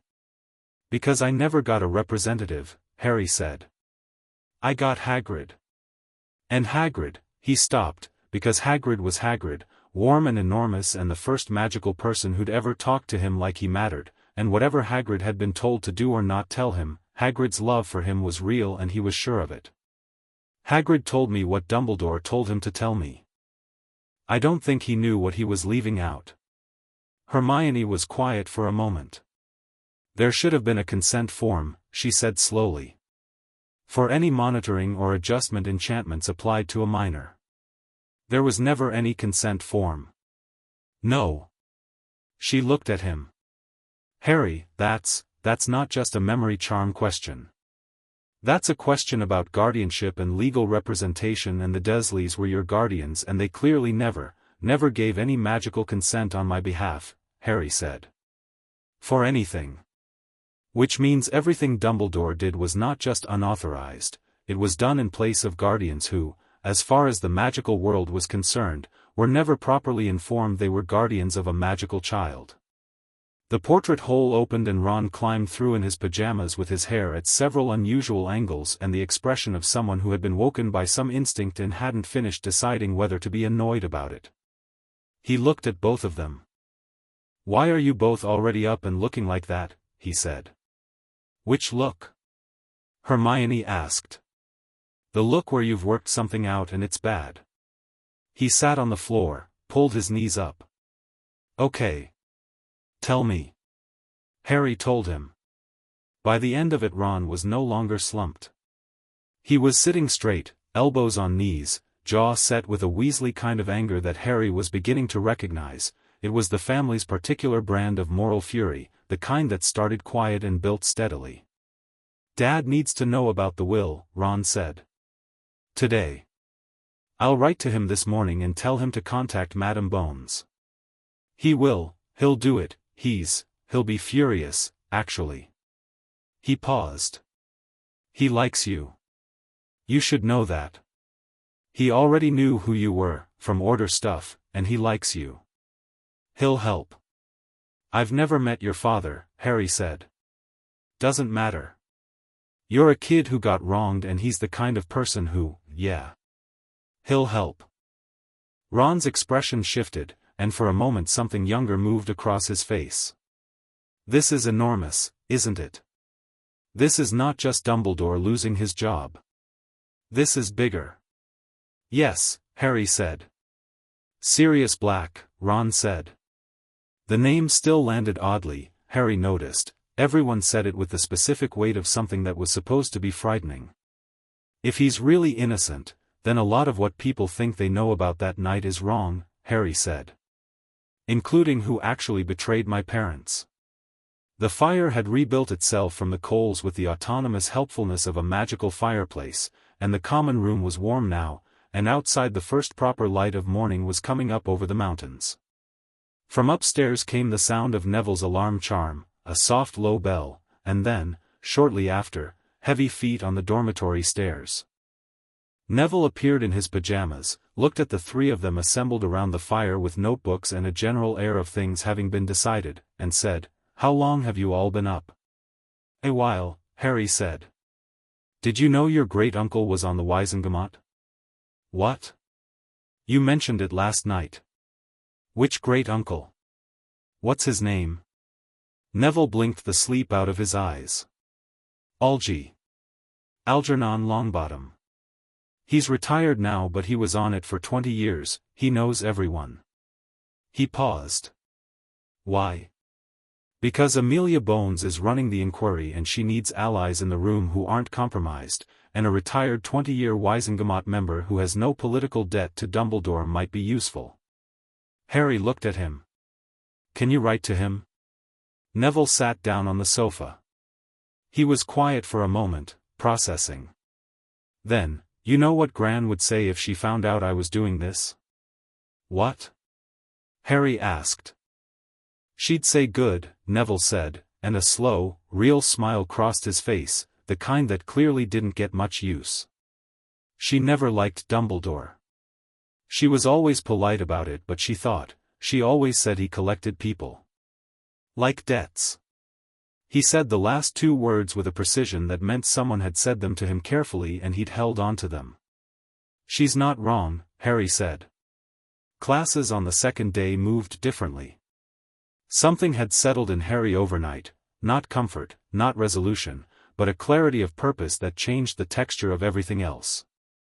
He sat in charms next to Neville and learned the levitation charm with the same focused pleasure as the transfiguration yesterday, the pleasure of a mind working without interference, and he got the feather airborne on the third incantation. He sat in potions, where Snape arrived in his black robes with his black eyes and his talent for atmospheric menace and proceeded to ask Harry questions designed to expose ignorance, and answered every question correctly. The potions question sequence was interesting in itself. Snape moved through it with the specific quality of someone following a plan. The questions were structured, building to a point, designed so that a student who hadn't studied would fail publicly. Harry had studied. He'd been in the library since before dawn. But more than that, something about potions felt intuitive in a way he couldn't fully explain, the logic of it sitting naturally in his mind the way the note-taking and the book navigation had. He answered about bezoars and aconite and the draft of living death with the easy precision of someone who hadn't had to work to know it, and he watched Snape's expression move through stages. Not disappointment. Something else. Something Harry filed carefully. Snape had known Lily Potter. He'd mentioned her in the questioning. Your mother was a decent potion student, and it had come out clipped and immediate and then been just as quickly reclaimed. Harry noticed. After class, in the corridor, Ron grabbed his arm. "Did you just answer every single question Snape asked?" "Yes," Harry said. "Including the one about the bezoar that he asked specifically because it's sixth-year material?" "He asked it. I answered it." Ron stared at him. "Harry. The older students say Snape has never once given a first-year point for, he didn't give me points," Harry said. "No, but he also didn't take them away, which for Snape is practically a standing ovation." Ron fell into step beside him. "Are you going to be like this in every class?" "I don't know," Harry said honestly. I think a lot of things were being kept from me that weren't just memories. I think whatever was suppressed, it wasn't only specific events. I think there was a general," he paused, searching for the right word. "Dimming," Hermione supplied, appearing at his other side with the timing of someone who had been close enough to hear. "Like a volume control." Not erasing specific knowledge but reducing the capacity to, she stopped herself. I researched this last night. There are 3 recorded cases in the 1400s where, you mentioned those, Harry said. Yes, but I found more detail. In one of them the subject was a 15-year-old whose mother had placed a general suppression charm, not specific memories, just a broad reduction of the child's natural magical sensitivity, and after removal the child tested 3 levels above where they'd been before. She looked at Harry. 3 levels. How many levels above where I'd been do you think? Harry asked. She pressed her lips together. I don't know. But the transfiguration needle and the levitation charm and the bezoar, those aren't normal first-day results, Harry. Should I be slower on purpose? Absolutely not, she said, with an expression of genuine offense. Why would you do that? Good, he said. I wasn't going to. Ron made a sound. Right. I'm friends with the terrifying ones. This is fine. The mirror of Eriste was in a classroom on the 3rd floor, behind a door that Harry would not have found if the memory hadn't told him where it was. The memory had arrived during charms, quietly, between the 2nd and 3rd levitation attempts. It was not a dramatic recovery, more like a key turning in a lock that had been there all along. He was 8 years old and he had slipped out of the Dursleys' house on a Sunday morning while Vernon was asleep and Petunia was at the garden center, and he had walked 3 streets over to the public library because the school library wouldn't let him read anything without a note from a teacher since he'd been caught reading in class twice, and in the public library there had been a book about mirrors. Magic mirrors. Folklore and fairy tales and the thing that all of them had in common, mirrors that showed what the heart wanted most. He had sat with that book for 3 hours and then the memory was white and smooth and gone. But it had left a ghost, apparently, like a stain under fresh paint, because now, 9 years later, he was walking down a 3rd-floor corridor with that ghost leading him, and he pushed open a door he recognized from a shape in his mind rather than experience, and the mirror was there. It was immense.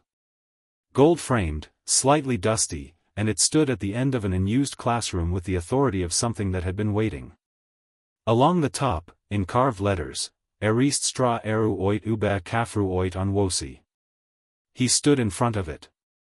The mirror showed him his parents. Not photographs. Not memories. Them.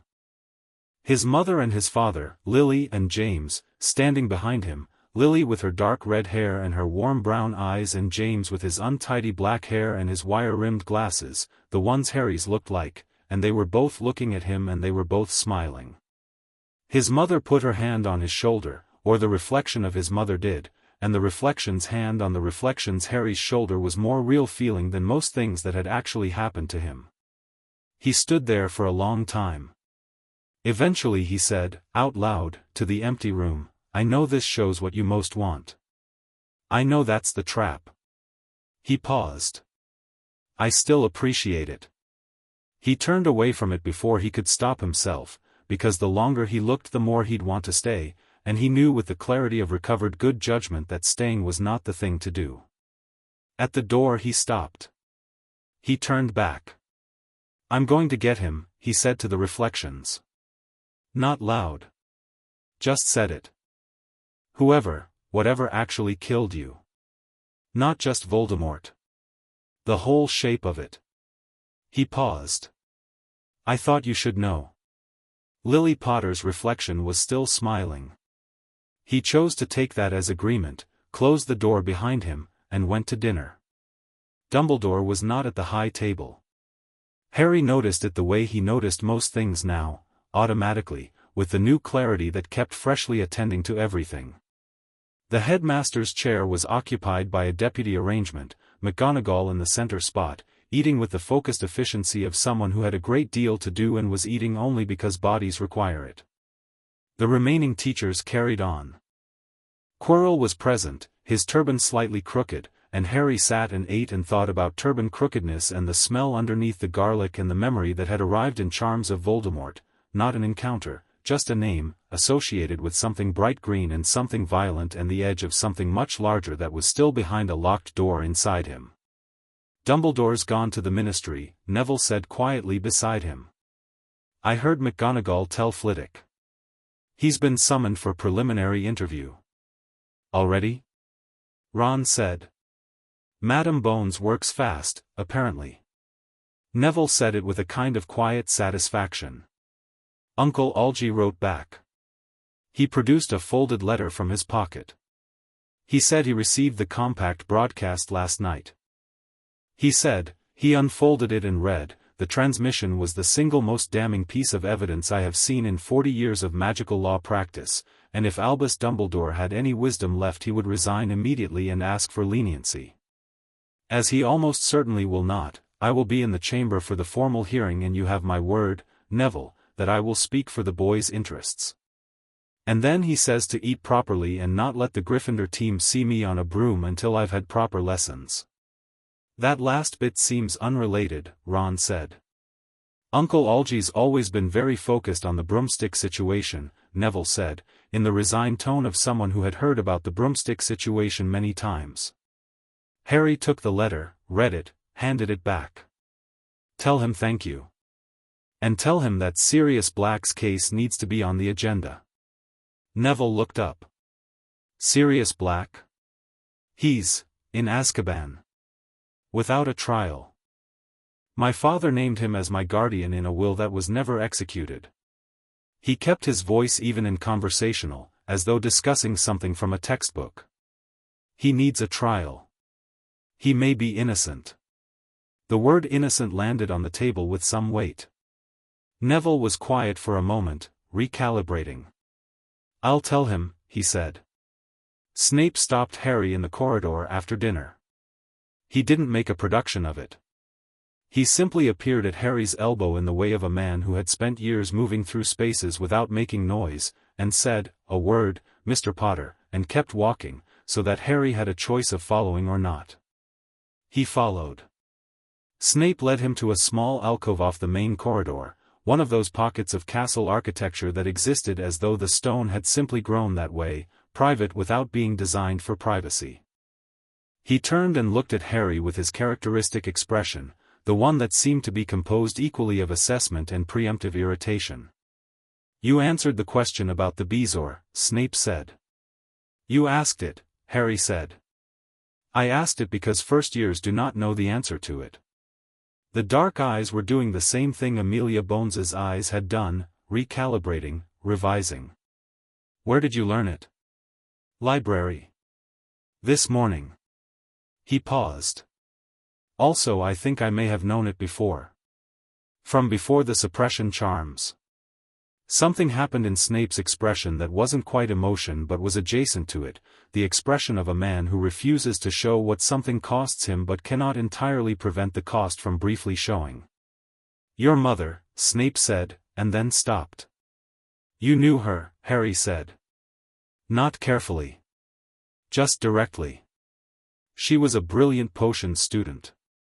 His voice was flat and clipped and final, the voice of someone closing a door. And she was exceptional at the subject in a way that does not come from study alone. It is a sensitivity, a particular kind of magical intuition. You have it. He said it like something he found annoying, which probably meant it was the opposite. That is not an observation I make lightly. I know, Harry said. Snape studied him. The corridor was quiet around them, the evening sounds of the castle, distantly, somewhere, Peeves singing something offensive about a professor, floating past without entering. You are going to be a disruption to this school, Snape said. However the Wizengamot matter resolves, you are going to be a disruption. I am telling you this not as a warning but as an observation. I know that too, Harry said. Is that all? Snape looked at him for a moment longer, and Harry had the clear impression of someone with a complicated private relationship to this particular conversation and no intention of revealing what it was. For now, Snape said, and walked away. Harry watched him go and thought, you knew something.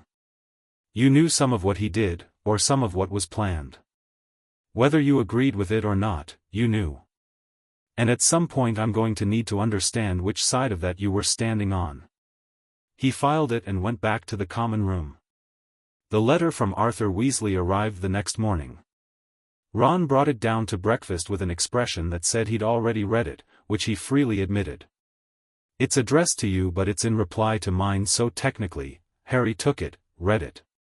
Arthur Weasley wrote the way he apparently did everything, with warmth and directness and an underlying current of the kind of careful competence that didn't announce itself. He had, he said, contacted Madame Bones directly.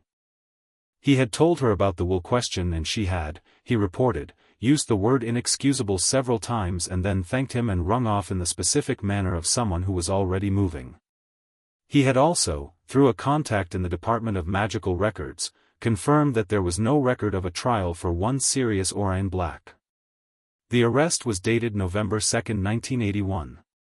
The prison transfer was dated November 3. No trial date. No trial record. Not a trial that hadn't happened yet, a trial that had never been scheduled. "Tell Harry," Arthur had written at the end, "that he is welcome in our home any time he chooses. My wife would say the same if I told her I was writing, which I haven't yet because she would insist on sending a package and we're already at the owl weight limit this week. But the invitation stands." Harry read it twice. "Your dad is a good man," he told Ron. Ron looked pleased in the slightly embarrassed way of someone who already knew this but liked having it confirmed. "Yeah," he said. "He is." The formal Wizengamot summons arrived at the school just after lunch on Thursday, delivered by Ministry Owl with a ribbon on the scroll that was the specific crimson of official business. McGonagall intercepted it.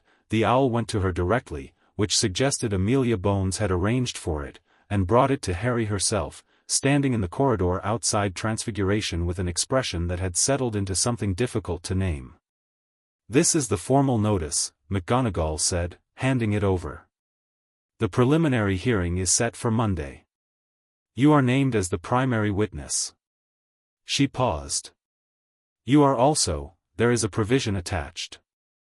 Amelia has filed for temporary legal guardianship pending the conclusion of the inquiry. Your aunt and uncle's status as guardians is being reviewed." Harry looked at her. "Where will I stay in the meantime?" he asked. "Here," she said. "Hogwarts. The school stands as your legal domicile for the duration of term in any case. Over Christmas." She paused. "That will be worked out." She seemed to want to say more and be preventing herself. "Mr. Potter." "I want to, Professor," he said. "You don't have to." "I think I do," she said. "I visited the Dursleys' home in 1981. Once. You were just over a year old. I sat outside their house on a wall for most of a day and then Hagrid arrived and the thing was done and I went back and told Albus you'd been safely delivered." Her voice was doing the careful, level thing again. "I could have insisted on more oversight. I could have, I had questions that I allowed to be answered too easily." She met his eyes directly. "I am sorry, Mr. Potter. For my part in the arrangement." Harry looked at her for a long moment. "I accept that," he said. "And I want you to know, I'm going to need people who are good at their jobs and who know this school well. When all of this comes to a head, I'd rather have you with me than have you standing to one side being sorry." She blinked. Then something recalibrated in her face. The grief and the guilt didn't leave but something else came in over the top of them, something purposeful. "Yes," she said. "Quite right." She straightened her collar. "Monday. I will accompany you to the ministry." "Thank you," Harry said. He found the room of requirement by accident that same evening. He'd been walking the 7th floor corridor with no particular destination. One of the memories still in the process of dissolving had left him restless, halfway to knowing something and unable to resolve it, and he had been thinking, with increasing frustration, "I need somewhere to think clearly where nobody can interrupt me," and on his third pass of the corridor a door appeared in the wall. He went in. It was a library, of sorts. Not Hogwarts' main library, smaller, more specific. The shelves held books on wizarding law, memory magic, Azkaban's legal history, wand lore, and the Potter family. He walked along the shelves for a moment and then pulled a thin, dark-bound volume from the section labeled Compact Legal Precedent and took it to the reading chair by the window that looked out on nothing, because the room had made itself to his specification and his specification didn't include a view. He read for 2 hours. The Founders' Compact, in its full legal articulation, was more powerful than the hat had suggested. Its broadcast function was only the first clause. The second clause, and he had to read it 3 times before he was certain he was reading it correctly, specified that if the Wizengamot failed to act within 7 days of the broadcast, the magical record of the interference would become public. Not ministry public. Public. The compact dated from an era before the statute of secrecy, when there was no ministry, when public meant every wizard and witch in Britain regardless of institutional affiliation. The Wizengamot had 6 days left. He put the book down. He thought about Dumbledore at the ministry right now, in a preliminary interview, being exactly as compelling and reasonable and genuine as he'd been in his office the other night. He thought about how many of the 93 Wizengamot members had received the broadcast and immediately thought, but he must have had his reasons. He thought about the ones who hadn't. He thought about Amelia Bones and Tiberius Ogden and Algernon Longbottom and the space between most of them and all of them. He thought about the second clause and its 6-day clock, and then he thought, should tell her. He went to McGonagall's office and knocked. She was there, marking papers, and she let him in and listened while he explained what he'd found. He showed her the passage in the book. She read it twice with her reading glasses on and then took the glasses off and set them on the desk with the precise deliberateness of someone who needed a moment. "Albus knows this provision exists," she said. "Yes," Harry said. "He studied the Founders extensively. He knows the hat inside and out. He knew when the hat placed it on my head that this was a possibility." He paused. "He went anyway." She looked at him. "He went anyway," she repeated slowly.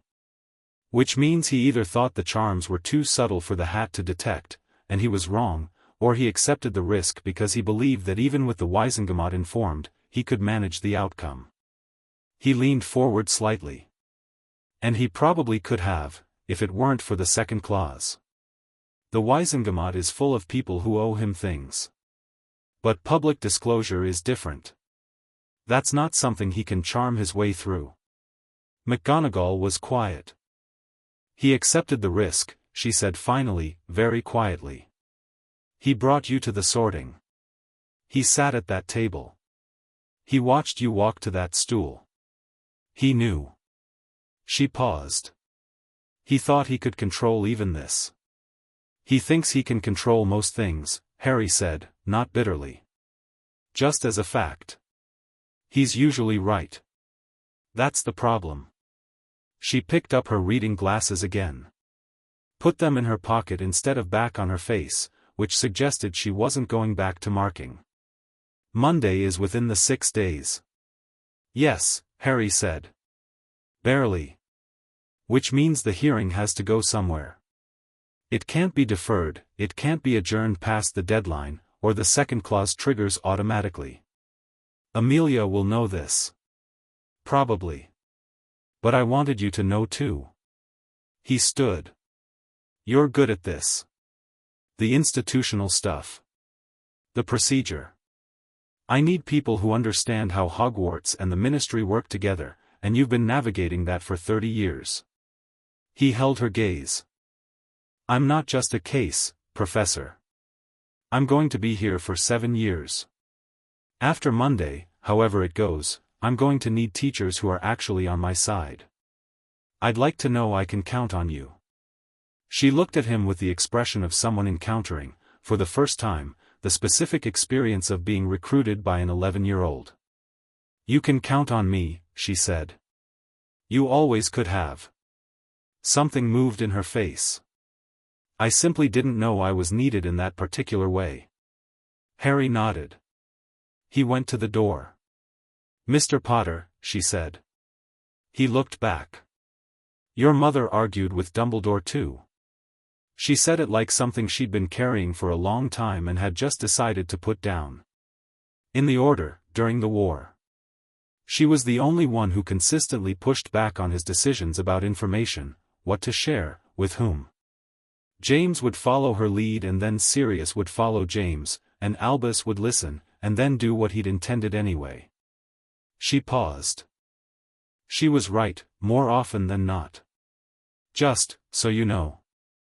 Harry felt something warm settle in his chest, solid and small in his. I know, he said. I'm starting to remember her. Friday brought rain and the first flying lesson of the year, which Madam Hooch ran on the rain-wet pitch with the cheerful indifference of a woman who had been outdoors in Scottish weather for 40 years and had decided that since it was going to be wet regardless, you might as well enjoy the flying. Harry mounted his broom. This was different. The transfiguration needle and the levitation charm had been intellectual pleasures, the satisfaction of logic followed correctly.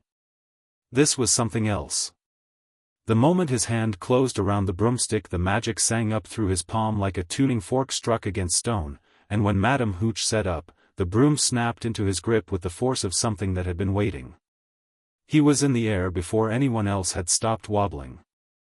The height didn't trouble him. The cold didn't trouble him. He banked left, corrected, felt the broom respond to thought more than instruction, not because the broom was exceptional, it was a school clean sweep, well-worn and slightly temperamental, but because something in his balance was native. Like water finding level. Potter. Madam Hooch's voice came from below, not angry but sharp with attention. Where did you learn to fly? I don't think I learned it, he called back. I think I just can. She watched him for a long moment, shading her eyes against the rain. Then she turned to the rest of the class, who were variously hovering at knee height or still standing on the ground, and said, right. Everyone watch Potter's grip. Not the height, the grip. That's what we're after.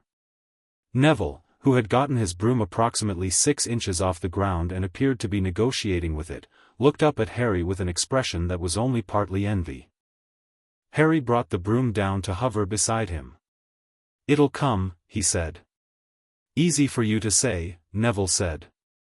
I know. He looked at Neville's hands on the broom handle. You're holding it like you're trying to prevent it from escaping. Loosen up. It knows what it's doing. It really doesn't, Neville said, but he loosened his grip, and the broom stopped vibrating quite so aggressively. Across the pitch, Draco Malfoy was watching Harry with an expression that had resolved, over the course of the week, from recalculating to something more like wary interest. Not hostility. Harry had expected hostility, had been braced for it, given the train conversation and the weight of Malfoy's name in the context of everything else. Instead Malfoy watched with the expression of someone trying to determine where a piece fits in a puzzle that has turned out to be larger than the box suggested. Harry caught his eye. Malfoy looked away first, again. After the lesson, walking back to the castle through the rain, Ron appeared at Harry's shoulder with the expression of someone containing news. McGonagall told Flitwick, he said, low. About the second clause of the compact. Flitwick told Professor Sprout. I was near the door of the staff room, I wasn't listening, the door was open. He paused. The staff know about the deadline, Harry. The whole school's going to know by tomorrow. That's fine, Harry said. Dumbledore comes back tonight. Hagrid told me, he's returning from the ministry. Harry thought about that. Okay. Are you not, isn't that, he lives here, Harry said. He has a right to come back to his own school. I'm not going to be afraid of sharing a building with someone I've decided to hold accountable. That's not how accountability works. Ron stared at him for a moment, water running off his nose. Right, he said. Yeah. That's right. They walked inside. The castle closed around them, warm and dry and ancient, full of portraits and staircases and secret rooms, and somewhere in the dungeons the thing behind the third-floor door breathed in its darkness, and in the mirror on the third floor Lily Potter's reflection stood patiently, and in the headmaster's office the instruments turned and clicked without purpose. And Harry Potter walked up to Gryffindor Tower with his friends and thought about Monday and about the mirror and about what his mother had said in all the fragments still assembling themselves, "My clever boy," and somewhere in the one still behind locked doors, something he was almost ready to know. That night the 44th charm dissolved. He was awake when it happened.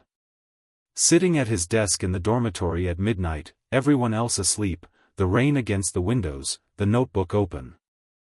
The memory that came was this: he was 14 months old, and the cottage was on fire, and he was standing in a crib, and something had come into the room, a tall figure, dark, wrong, and his mother had been in the doorway and she had said, "Not Harry, please, not Harry, take me instead," and then the green light and the terrible sound of it, and then the figure had turned to him, and raised its wand, and the green light had come again, and there it stopped.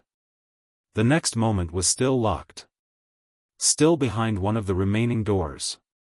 He sat at his desk with his hands flat on the notebook page and breathed, once, twice, 3 times, through the weight of it, his mother's voice saying "Not Harry," and the specific shape of the love in it, the size of it, the thing that would sacrifice everything, and he let himself sit with it for as long as he needed.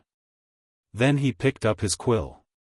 "My mother chose to die to protect me," he wrote. "I don't know yet what that did, magically, or why it matters. But I know it was her choice.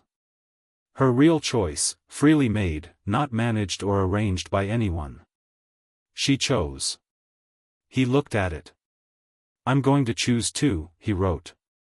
"On Monday and after. Everything I do from here is my choice.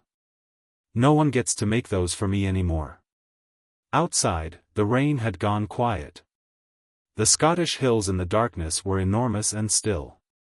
In 2 days the Wizengamot would sit. In 6 the second clause would trigger if they didn't. Harry closed the notebook. He went to sleep. Chapter 4, The Compact's teeth. The Ministry of Magic smelled like ambition and floor polish. Harry had expected something grand, columns, maybe, or the kind of institutional marble that accumulates in places that want to be taken seriously. What he got was grander than that and stranger, a vast underground atrium with a ceiling so high it vanished into its own darkness, walls the color of peacock feathers, and a fountain in the center that featured golden figures in heroic poses that Harry found immediately suspicious without knowing yet why. Hundreds of witches and wizards moved across the floor with the focused energy of people who worked here every day and had stopped seeing it. He arrived with McGonagall at 8:30, Monday morning, through the visitor's entrance, a red telephone box on a London street that descended like a lift when you dialed a number, and was immediately met by Amelia Bones, who had apparently been waiting near the fountain for 15 minutes and communicated this by not mentioning it at all. "Mr. Potter," she said, and shook his hand with the same brisk firmness as before. "How are you feeling?" "Ready," he said. She looked at him with the assessment she seemed to perform on him every time they met, rechecking what she'd established against the current evidence. Then she nodded, once, and turned. "The full Wizengamot convenes at 10. Before that, I need 20 minutes with you in my office." She was already moving. "McGonagall, you're in gallery seats 6 through 12. You have the documentation we discussed." "I have it," McGonagall said, matching her pace with the ease of a woman who had been matching difficult people's paces for decades. Harry followed, looking at everything. The ministry was full of Dumbledore's portrait. Not literal portraits, metaphorical ones. His name was on a plaque in the atrium as Supreme Mugwump, International Confederation of Wizards. His name was on the framing document of the Department of Magical Law Enforcement that someone had seen fit to display in a glass case near the lifts. A passing wizard in deep green robes nodded at Bones and then looked at Harry and went slightly rigid, the way people did when the scar registered, and Harry watched them recover and looked away first to spare them the effort. The lifts were golden grills that moved with a clanking grace. Bones's office was on the second floor, Magical Law Enforcement, a corner office with the stripped-down appearance of someone who worked hard in it and had made zero attempt to make it comfortable, which Harry respected. She closed the door, sat behind her desk, gestured to the chair. He sat. Andromeda Tonks filed her assessment this morning, Bones said, producing a parchment. 43 charms remaining, signature definitively traced to the wand of Albus Percival Wulfric Brian Dumbledore. 31 dissolved naturally. 17 dissolved entirely. The trace on the dissolved ones is preserved, the magical equivalent of a fingerprint in the air long after the window's been opened. She set the parchment down. It's ironclad. You should know that.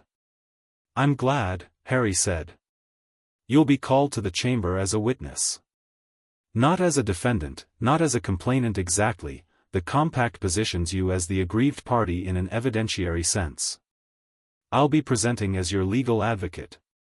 You'll be asked to speak to your experience, what you remember, what has returned, the process of recovery. She paused. You are not required to be emotional. You are not required to be anything other than honest. I know. Dumbledore will be present. He'll be permitted to speak. He has declined legal representation, which, she said it with the precise inflection of someone editing what they actually wanted to say, tells us something about how he intends to approach this. He's going to make the case himself, Harry said. Personally. Directly. He's very good at it. Bones looked at him steadily. Yes. He is. He's going to explain why he did it in a way that sounds almost reasonable, Harry continued. He's going to talk about Voldemort and prophecy and necessity and love. He's going to mean every word of it. And some of the people in that room are going to be moved by it. She was quiet for a moment. You've given this thought. I know him a little now, Harry said. I've had 2 conversations with him and I've recovered memories that include him at various points in my childhood. He's not performing compassion. He genuinely has it. He's brilliant and he loves people and he believes completely in what he did. He held her gaze. None of that makes 91 memory charms on a child legal. I just want you to know I understand the argument he'll make, and I'm not afraid of it. Amelia Bones looked at him for a long moment with an expression that had, somewhere in it, the quality of someone reassessing an 11-year-old in real time. Very well, she said. There's one more thing. Lucius Malfoy sits on the Wizengamot. He will attempt to redirect the inquiry. He has allies, 5 or 6 members who will follow his lead and whose contributions will be designed to raise doubt, question the compact's validity, and focus attention on the disruption this causes rather than the crime it addresses. She said this as flatly as anything else. He is intelligent and he has a great deal to protect. What does he want to protect? Harry asked. His own history, she said. If Dumbledore is properly investigated, it opens other questions about the period following Voldemort's fall. About who knew what and when. About certain financial arrangements and certain wand movements during that period. She paused. Lucius Malfoy claimed to have been under the Imperius Curse during his service to Voldemort. Dumbledore supported that claim. Harry was quiet for a moment. So Malfoy needs Dumbledore to remain a credible character witness, he said. Among other things. She stood. Shall we go? The Wizengamot chamber was below the atrium, accessible by a lift that went further down than Harry expected and opened onto a stone corridor that smelled of age and something faintly charged, like air before lightning. The chamber itself was circular and tiered, banks of seats rising on all sides in plum-colored rows, 200 years of magical law settled into the stone. At the center, a raised platform with 2 chairs and a table. At the upper tier, the bench for senior members. At the front, 3 chairs for the presiding officers. It was not full. Wizengamot business was not public, the gallery above was limited to authorized observers, and McGonagall was already there, straight-backed and still, when Harry and Bones entered through the floor-level door. The chamber held the 93 sitting members in various states of preparation, some already in their plum robes, some still settling, some in small groups speaking quietly with the intense sotto voce of people who had been speaking about this since Saturday night. Tiberius Ogden was in the upper tier and caught Harry's eye and gave a single, grave nod. Algernon Longbottom, who turned out to be a thinner, older version of Neville with the same directness about the mouth, was 3 seats from Ogden. He didn't look at Harry. He was reading something with concentrated attention and a pen in his hand, which suggested he was annotating rather than reading, which suggested he'd already read it. Lucius Malfoy was in the far tier, pale and composed in his robes, cane across his knees, watching the chamber fill with the quality of someone conducting an entirely private assessment. He looked at Harry once, briefly, with grey eyes that did the same calculation as his son's had done at the sorting, and then looked away. Dumbledore was already seated on the raised platform. He was in deep blue robes, not the plum of the Wizengamot, nothing that presumed membership in the proceedings, and he sat with his hands folded in his lap and his half-moon glasses on the end of his nose and his expression one of complete, genuine attentiveness. He looked like a man prepared to listen to anything. He looked like a man who had nothing to hide, which was, Harry thought, the most extraordinary thing about him. Even now. Even here. He looked up when Harry came in. Their eyes met across the chamber. Dumbledore's expression did not change. He did not look away.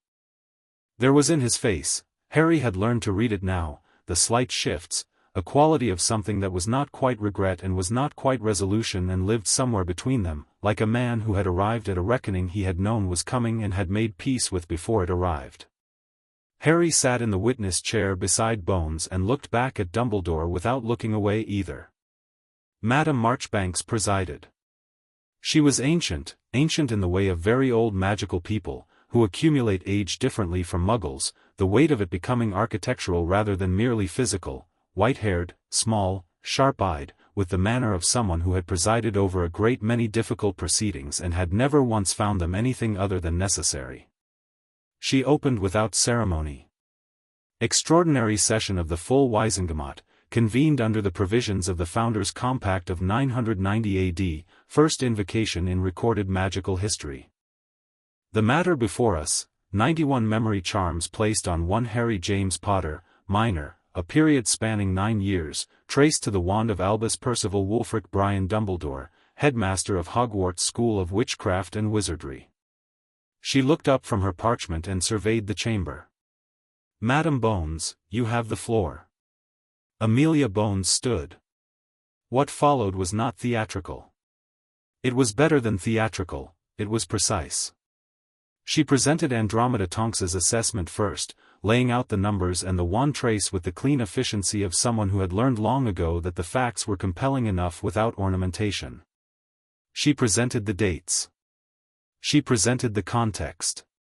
She presented the legal framework, Statute 1723, Unauthorized Magical Modification of a Minor's Mind, Guardianship Act 1887, Failure to obtain guardian consent for magical intervention on a child in their care, Wizengamot Procedure Code Section 12, Obligations arising from the Founders' Compact. She was thorough and she was fast and she sat down in 17 minutes, which left the chamber sitting with the evidence in a silence that had a particular quality, the quality of people who had already heard some version of this on Saturday night when the compact broadcast arrived, but were now hearing it as law rather than sensation, and the two things were different animals. Albus Dumbledore, Marchbanks said. You may address the chamber. Dumbledore rose. He rose the way he did everything, with the unhurried ease of someone for whom there was no urgency because they had already, internally, arrived wherever they needed to be. He looked around the chamber, meeting eyes with the calm naturalness of a man who had spoken in this room many times and had been comfortable in it each time. Thank you, Griselda, he said to Marchbanks, which established familiarity without being presumptuous. He turned to the chamber. I will not dispute the evidence Madam Bones has presented. The charms are mine. The dates are correct. The number is correct. I would like, with the chamber's permission, to explain why. Nobody objected. Harry Potter, Dumbledore said, was delivered to my care, informally, but genuinely, at 14 months old. His parents, James and Lily Potter, were killed by Lord Voldemort on the 1st of November, 1981. What is less commonly known is what Harry himself experienced that night. What is less commonly known is that the curse Voldemort cast, the killing curse, Avada Kedavra, a curse that has never been survived, did not kill Harry. It rebounded. It destroyed Voldemort. And it left Harry alive. He paused. What I knew, in the immediate aftermath of that night, was that this child was the single most magically significant individual alive in Britain. What I knew was that Voldemort was not gone, weakened, formless, but not gone, and would return. What I knew was that when he returned, Harry Potter would be the only person capable of stopping him. Not because I wished it. Because of a prophecy made before Harry's birth, which named him specifically. The chamber was very still. The charms I placed were not placed to harm Harry Potter, Dumbledore said, and his voice had the quality of truth that was both entirely sincere and carefully sculpted. They were placed to protect him. From a world that would have overwhelmed him before he was ready. From the weight of a destiny that would have crushed an ordinary childhood. From the knowledge of what was coming, before he had the strength to bear it. I made these decisions knowing they were not mine to make, he paused precisely, and making them regardless, because I believed, as I still believe, that the alternative was a world consumed by Voldemort, and a boy sacrificed to a destiny he was given no chance to prepare for. He sat down. The chamber exhaled. Harry had been watching the room while Dumbledore spoke, and he had seen it, the shift, the lean, the 17 or 18 faces that had been set in legal judgment and had softened by 3 degrees. He had watched and he was not surprised. He had told Bones it would happen. Marchbanks looked at him. Mr. Potter. You have the right to address the chamber. Harry stood. He stood the way he'd been standing all week, without performance, without weight, just upright, and he looked at the 93 witches and wizards in their plum robes and the old woman presiding and Dumbledore sitting with his hands folded, and he spoke. He's not wrong, he said. The chamber stirred. Most of what he just told you is true, Harry said. The prophecy is real. Voldemort isn't gone. The danger is real. He loves me, I believe that. He loved my parents, I believe that too. He looked at Dumbledore directly. But there's something missing from what he told you, and I'd like to fill it in. He turned back to the chamber. I recovered a memory this week of my mother arguing with Dumbledore during the war. She pushed back on his information decisions. She thought people deserved to know what they were facing. She was right and he knew she was right and he did what he intended anyway. He paused. She's dead. My father's dead. Sirius Black, the man my father named as my guardian in a will that Dumbledore never executed, has been in Azkaban for 10 years without a trial. The memory charms weren't just about protecting me from knowledge. They were about ensuring I would arrive at Hogwarts as the person Dumbledore needed me to be. Grateful. Unencumbered. Shaped. He let that sit for a moment. He said the alternative was a world consumed by Voldemort. I want to ask this chamber, who decided those were the only 2 options? Who decided that the choice was between obliviated Harry Potter and dead Harry Potter? Who asked me? He held up a hand before anyone could speak. I was 14 months old, so obviously I couldn't be asked then. But I've been alive since then. And in 9 years nobody asked me once. Nobody asked the Dursleys whether they consented to raising a magical child or whether they'd been properly informed of what that meant. Nobody asked the solicitor handling my father's will why it was never executed. Nobody asked Sirius Black for a trial. He looked at the room. Dumbledore made every decision alone. He made them with love and with intelligence and with a genuine belief that they were necessary. And he made them alone, for other people, without their consent, because he trusted his own judgment more than he trusted anyone else's. Including mine. He sat down. The chamber was quiet for a long moment. Then Lucius Malfoy said, from the far tier, smooth and measured, if I may, Madam Marchbanks." Marchbanks looked at him. "You may." Malfoy stood with the ease of a man in a familiar space doing a familiar thing. "The chamber has heard a compelling emotional account from a young man who has, understandably, had a distressing week. We have also heard a rather more complex accounting from the headmaster of our most important magical institution." He smiled, slight and careful.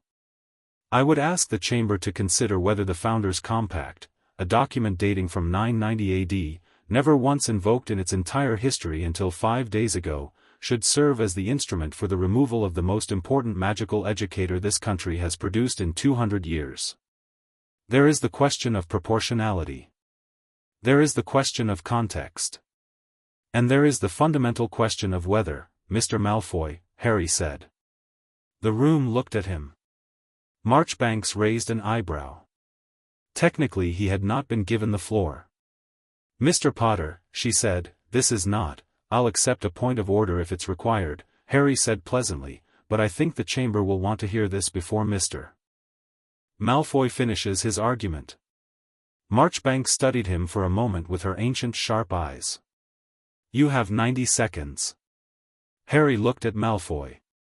"Proportionality is an interesting argument," he said. "I wonder if Mr. Malfoy might apply it to his own situation. The proportional response to his past service to Voldemort, documented service, Death Eater service, would normally be a sentence in Azkaban. He was spared that by the testimony of one witness who vouched for his claim of Imperius Curse coercion." He held Malfoy's gaze. "That witness was Albus Dumbledore. I'd ask the chamber to consider whether Mr. Malfoy's interest in proportionality is entirely principled." The silence that followed had a different quality from the previous ones. It was charged. Malfoy's expression had not changed. He was too practiced for that. But something behind his eyes had gone very careful. "A minor making unsubstantiated accusations," he started. "The Wizengamot record of Mr. Malfoy's testimony and Dumbledore's supporting statement is not unsubstantiated," Bones said crisply, from her chair. "It is on file. I have it here." She held up a parchment. "Mr. Potter is not making an accusation. He is establishing relevance of interest, which is a standard evidentiary consideration." She looked at Marchbanks. "The relevance is significant." Marchbanks looked at Malfoy. "Sit down, Lucius." Malfoy sat. The recess was called at 11:30, 20 minutes, to allow members to consult their notes and take refreshment, which was the institutional equivalent of letting a room breathe after something difficult. Harry went into the corridor with Bones and found a bench near the window that looked up through a grate at street level, thin November light filtering down. McGonagall appeared from the gallery stairs with her arms crossed and the expression of someone who had just watched a chess game resolve several moves faster than expected. "The Malfoy point," she said. "Was that planned?" "No," Harry said. "But he was doing the thing where a clever person makes a reasonable-sounding argument designed to use procedural language to bury the actual issue. I didn't want the chamber thinking about proportionality. You wanted them thinking about Malfoy's conflict of interest.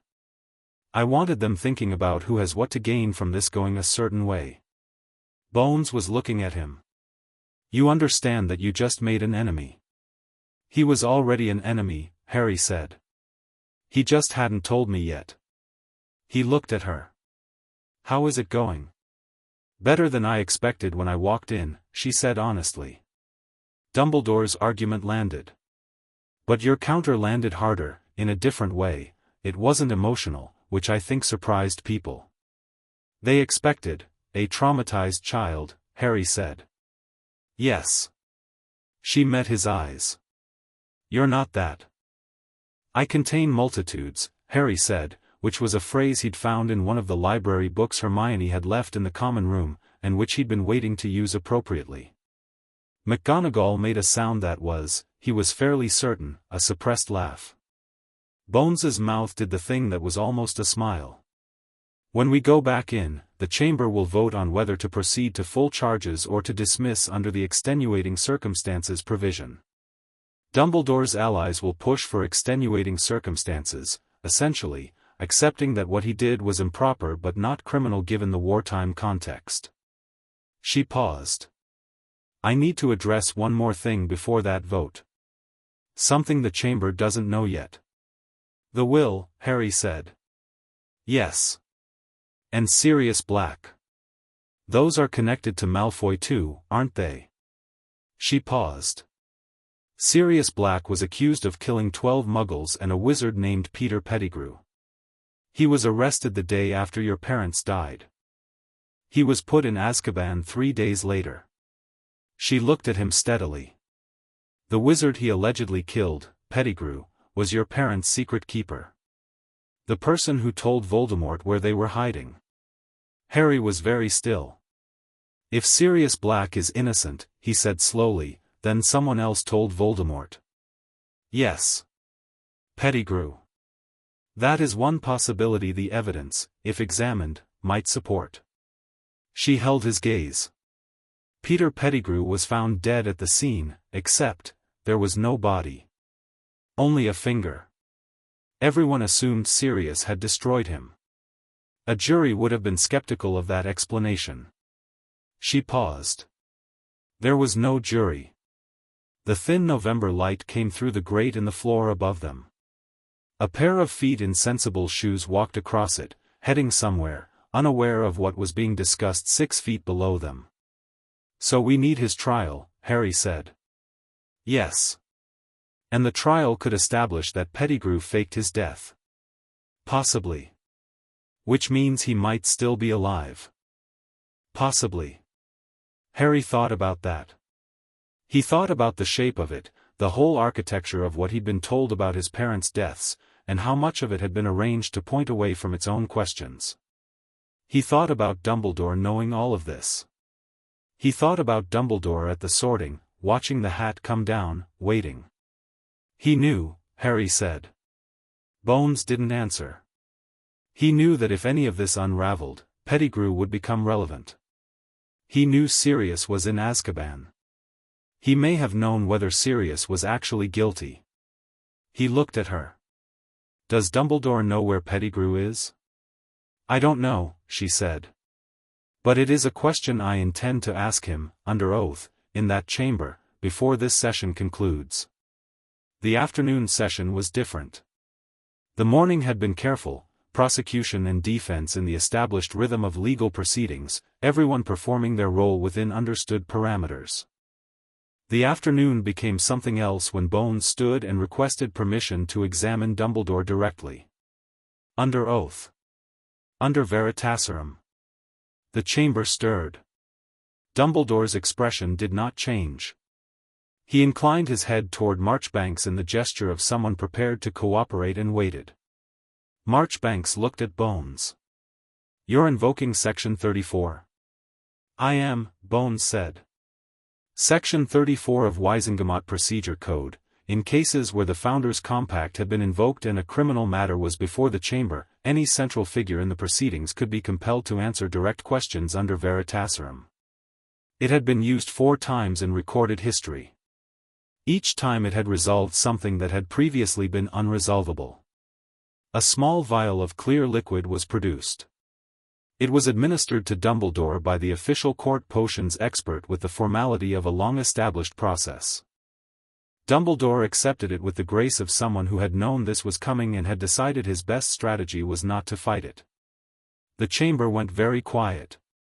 Bones stood at the floor of the chamber with her parchment in her hand.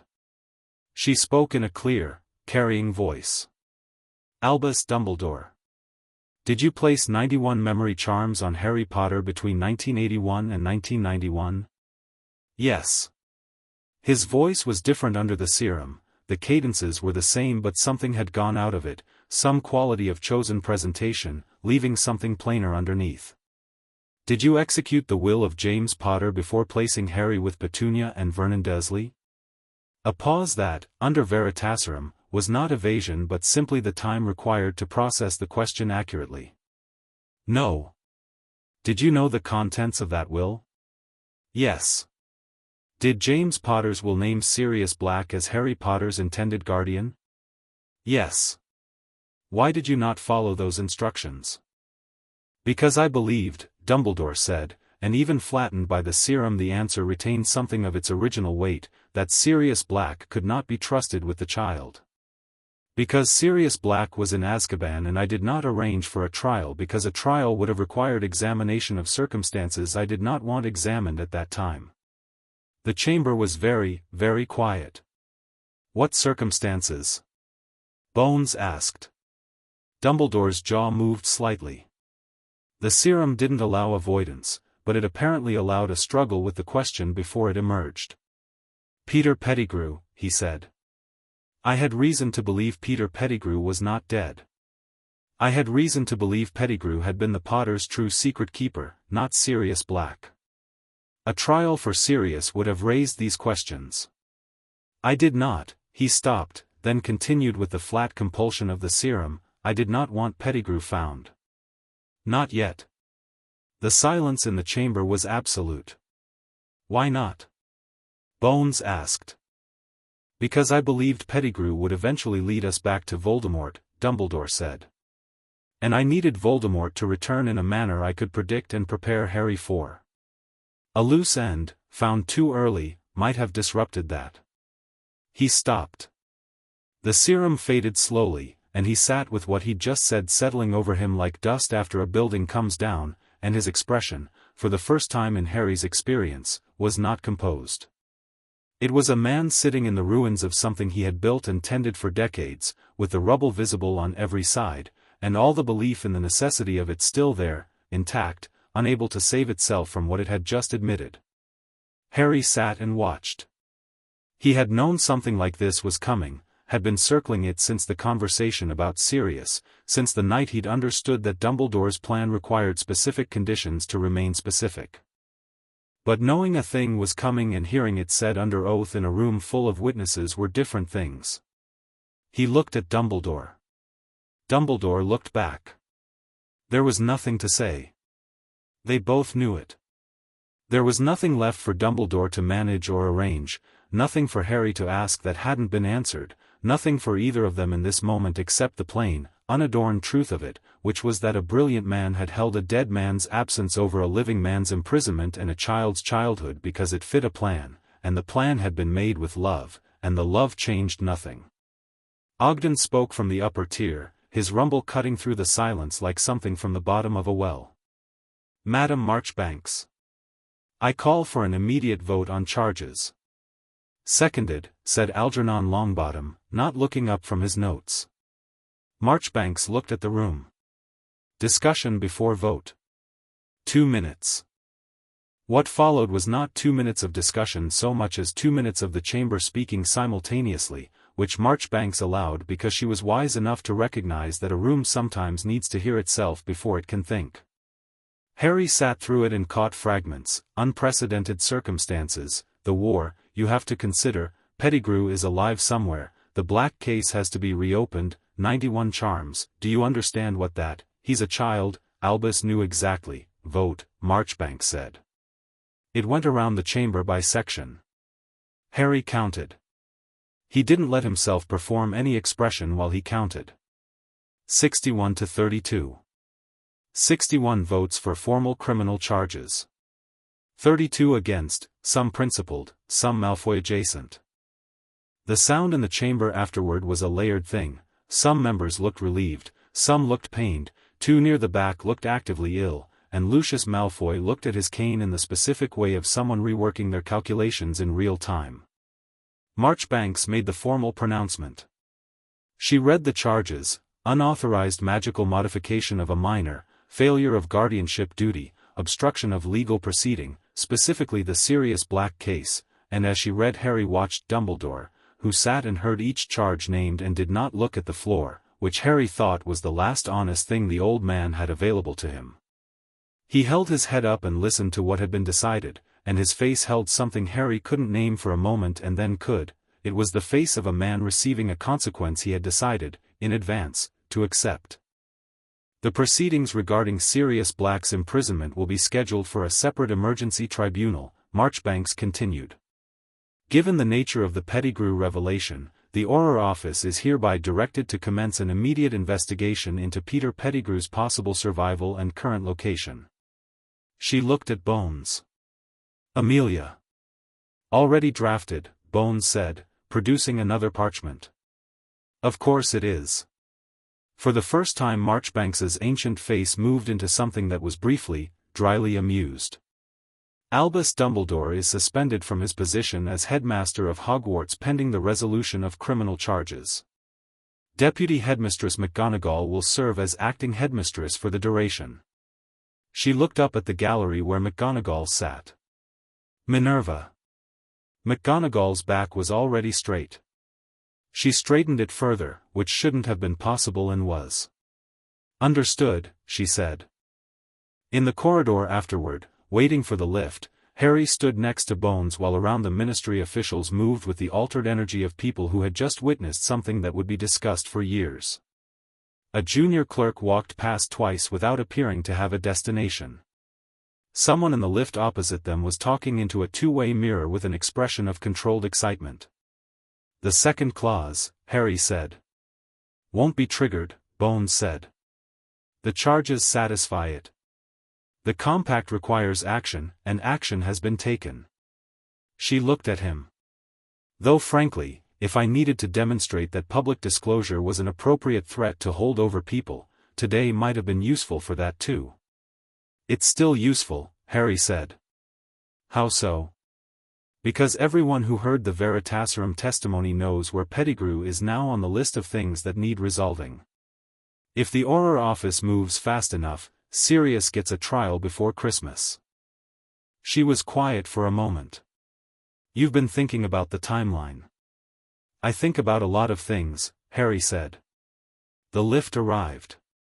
They rode up together, and through the golden grille Harry watched the floors of the ministry pass, the depths of it, all the departments and levels, the accumulated structure of magical governance, and thought about what it was and what it was supposed to be and whether those two things had ever been exactly the same. He thought about Dumbledore going to whatever holding arrangement the ministry used pending charges. He thought about the trial ahead and the Pettigrew question and Sirius in Azkaban not knowing any of this had happened. He thought about his mother's voice under the killing curse and what it had done and what it still meant, the thing he couldn't quite reach yet in the memories still dissolving. He thought about going back to Hogwarts. McGonagall's going to be different as headmistress, he said. Better? Bones asked. Different, he said. Better for me. I think she'll run it honestly. I think she'll tell me things. He paused. That'll be new. The lift opened onto the atrium. The golden figures in the fountain posed heroically in the afternoon light.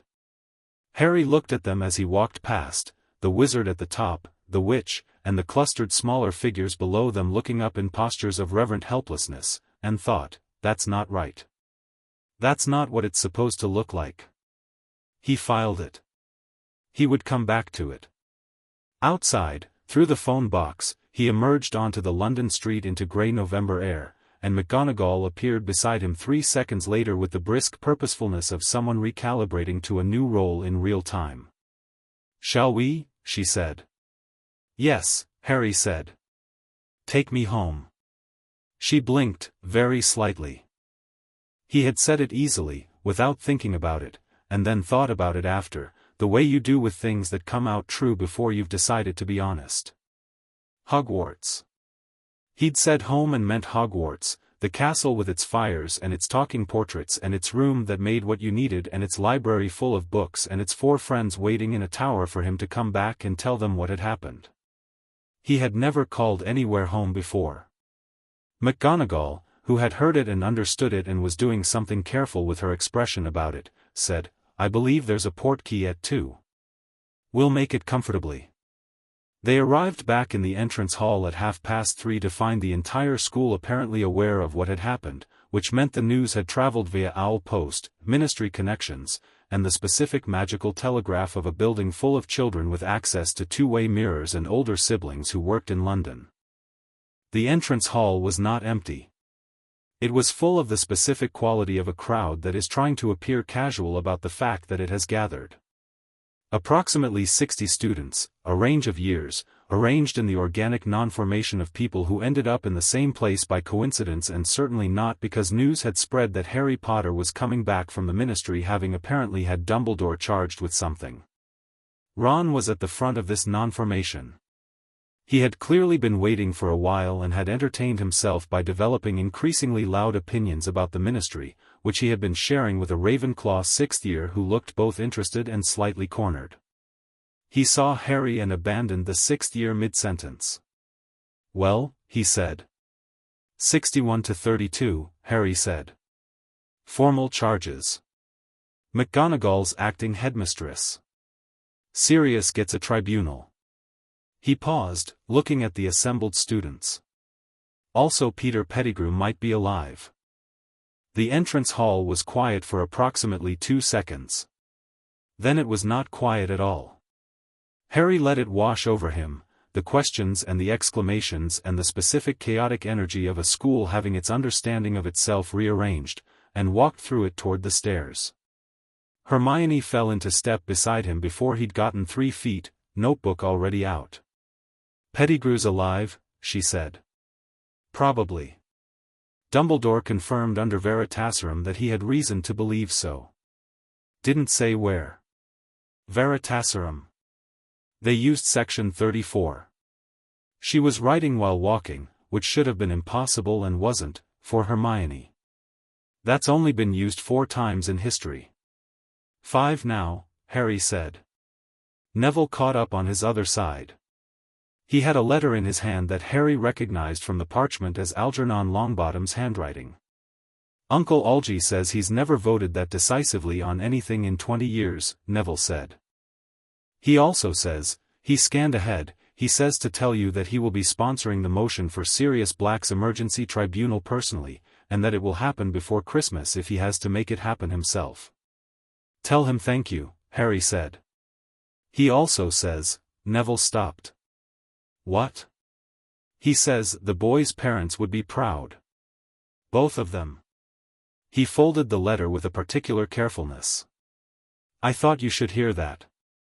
Harry took the stairs, 1 step at a time, and let that sit in him alongside everything else, the chamber and the 61 votes and Dumbledore's face and Pettigrew's name and Sirius in Azkaban not knowing and his mother saying "not Harry, please," and the memory still locked behind that last door, and thought, it was the right thing. And, it's not finished yet. And, Sirius. And underneath all of it, the constant low hum of something shifting in him, opening up, the way ice opens up in spring, slowly, then suddenly, then all at once. He pushed open the portrait hole and climbed through into the warm red gold of the Gryffindor common room, and the fire was high, and the room smelled like parchment and wool and the specific warmth of a place that had been occupied all day by young people who care about things. He sat in his armchair. For a moment he sat there in the quiet, just sat there, and let the day settle. Then Ron handed him a plate of sandwiches that he'd apparently gotten from somewhere with the strategic forethought of someone who understood that legal proceedings ran long and ministry catering was unreliable, and Harry took a sandwich, and outside the window the Scottish hills went dark under a clear, cold, starful sky, and somewhere deep in the Ministry of Magic Albus Dumbledore was accounting for himself, and somewhere in Azkaban a man Harry was beginning to feel the shape of in. Recovered memories sat in his cell not knowing that everything was about to change. Harry ate his sandwich. He had work still to do. Chapter 5, Fires in the Foundation. The castle knew. Harry couldn't have said precisely when he became certain of it, but by Tuesday morning it was undeniable. The staircases were different, not the usual casual rearrangement they performed as a matter of routine, but something more deliberate, as if the moving parts of Hogwarts were reorienting around a new center of gravity. Corridors he'd been taking all week were suddenly direct where they'd been circuitous. Doors that had been locked since his first day stood open in a way that felt less like oversight and more like invitation. The portraits were the clearest evidence. They had always talked, that was Hogwarts, that was just the texture of the place, but now they talked about him specifically, and not in the way portraits talked about notable students, which was usually reverential and slightly boring. They talked about him the way people talk when they've been waiting to be relevant and have finally found their moment. He walked past a portrait of a severe-looking medieval witch on the second floor and she said, without preamble, "The headmistress's office is open to you at any hour. The castle would like you to know." Harry stopped. "Does the castle often want things communicated?" "Occasionally," the portrait said, with the dignity of someone who considered themselves a reliable intermediary. "When something matters enough." He thought about that for the rest of the walk to Transfiguration. McGonagall was teaching the class as she always taught, the same precision, the same demanding attention to technique, but she had moved into the headmistress's office with a speed that suggested she'd been mentally prepared for the transition long before it happened, and there was something different in her bearing now. Not larger exactly. More decided. The authority she'd always had as deputy was still there, but it had lost the quality of being borrowed. Harry finished his Transfiguration exercise, a teapot into a tortoise, which he managed with the complete transformation including the living eyes that most of the class would spend 3 weeks chasing, and used the remaining class time to write in his notebook. He had started maintaining a list. Not of grievances, not of things Dumbledore had done, that list was being maintained by Bones and the legal office and Andromeda Tonks, and between them they had it far better documented than Harry ever could. His list was different. It was a list of questions that hadn't been answered yet, the shape of what remained, the architecture of everything still incomplete. Quirrell. He'd written it at the top 3 days ago and it was still there, underlined twice. The smell. The turban. The specific wrongness of sitting in that classroom that registered as instinct before it registered as thought. The thing on the 3rd floor. Fluffy, Hagrid had called it, accidentally, over tea in his hut the previous weekend, and then immediately attempted to change the subject with the focused desperation of a man of enormous size trying to become invisible. A 3-headed dog. Guarding something. Something Dumbledore had moved from Gringotts. Harry had found that in a fragment of a recovered memory, overheard as a 4-year-old, Dumbledore on the phone to someone, "The stone is safer at the school, Gringotts is too obvious, Nicholas will understand, the stone." He hadn't told anyone about that yet. He was turning it over, identifying its edges. The 3rd memory still locked. Andromeda was working on it carefully, scheduled for Saturday. The one from the night his parents died, after the green light, after his mother fell. He closed the notebook and turned his tortoise the right way up. It had gotten onto its back in the manner of tortoises everywhere and was regarding the ceiling with philosophical acceptance, and thought, one thing at a time. But move quickly. Hermione had found Flammel by Wednesday. She came into the common room Wednesday evening with the expression of a person who has been carrying a discovery for approximately 4 hours and has been physically prevented from sharing it by the minor obstacle of Harry being in class, which she had apparently experienced as an injustice. She sat down across from him, placed both hands flat on the table, and said, "Nicholas Flammel." Harry looked up from his charms essay. "Tell me." "He's in a book called Great Alchemists of the Medieval Period, and he's the only person in recorded magical history to have created a philosopher's stone. He's been alive for over 600 years, him and his wife, which he attributes, in an interview from 1620, to the stone's properties. Specifically its production of the elixir of life." She took a breath. "He's real, he's alive, and the stone is almost certainly what's being guarded on the 3rd floor." Ron leaned over from his armchair, abandoning the chess problem he'd been annotating. "But why was Dumbledore hiding it here? At a school full of children?" "Because it's the safest magical location in Britain," Hermione said. "Or it was supposed to be." "Someone's after it," Harry said. They both looked at him. "Think about the sequence," he said. "The stone gets moved from Gringotts in July. I know this because I have a fragment of a memory of it being discussed. Quirrell arrives at Hogwarts in September, new teacher, new job, suspicious from day one. The stone is guarded by a series of protections involving the heads of various departments, It's not just fluffy, there's more beneath it, I'm certain. He looked at the fire. Someone knew the stone was here. Someone made arrangements to get close to it. And Quirrell is working for Voldemort, Neville said from the sofa, quiet and certain. They all looked at him. He shrugged, not quite comfortably. I've been thinking about it too. The smell, the turban, the way he flinches from Professor McGonagall like he's afraid she'll look too closely at something. My gran used to say Voldemort was never entirely gone, that it was foolish to assume a person that powerful just disappeared. He paused. What if he's not gone? What if he's attached himself somehow to Quirrell? Like a parasite? Silence in the common room, the fire the only sound. You have, Ron said carefully to Neville, a very disturbing mind. I know, Neville said, with a small, resigned pride in it.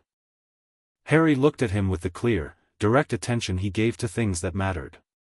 That might be exactly right, he said. And if it is, then Quirrell's been in this school for 3 months with access to the third-floor corridor, and Dumbledore, he stopped. Dumbledore knew, Hermione said. He set the protections. He must have known the stone was at risk. He might have counted on it being at risk, Harry said. Ron made a sound.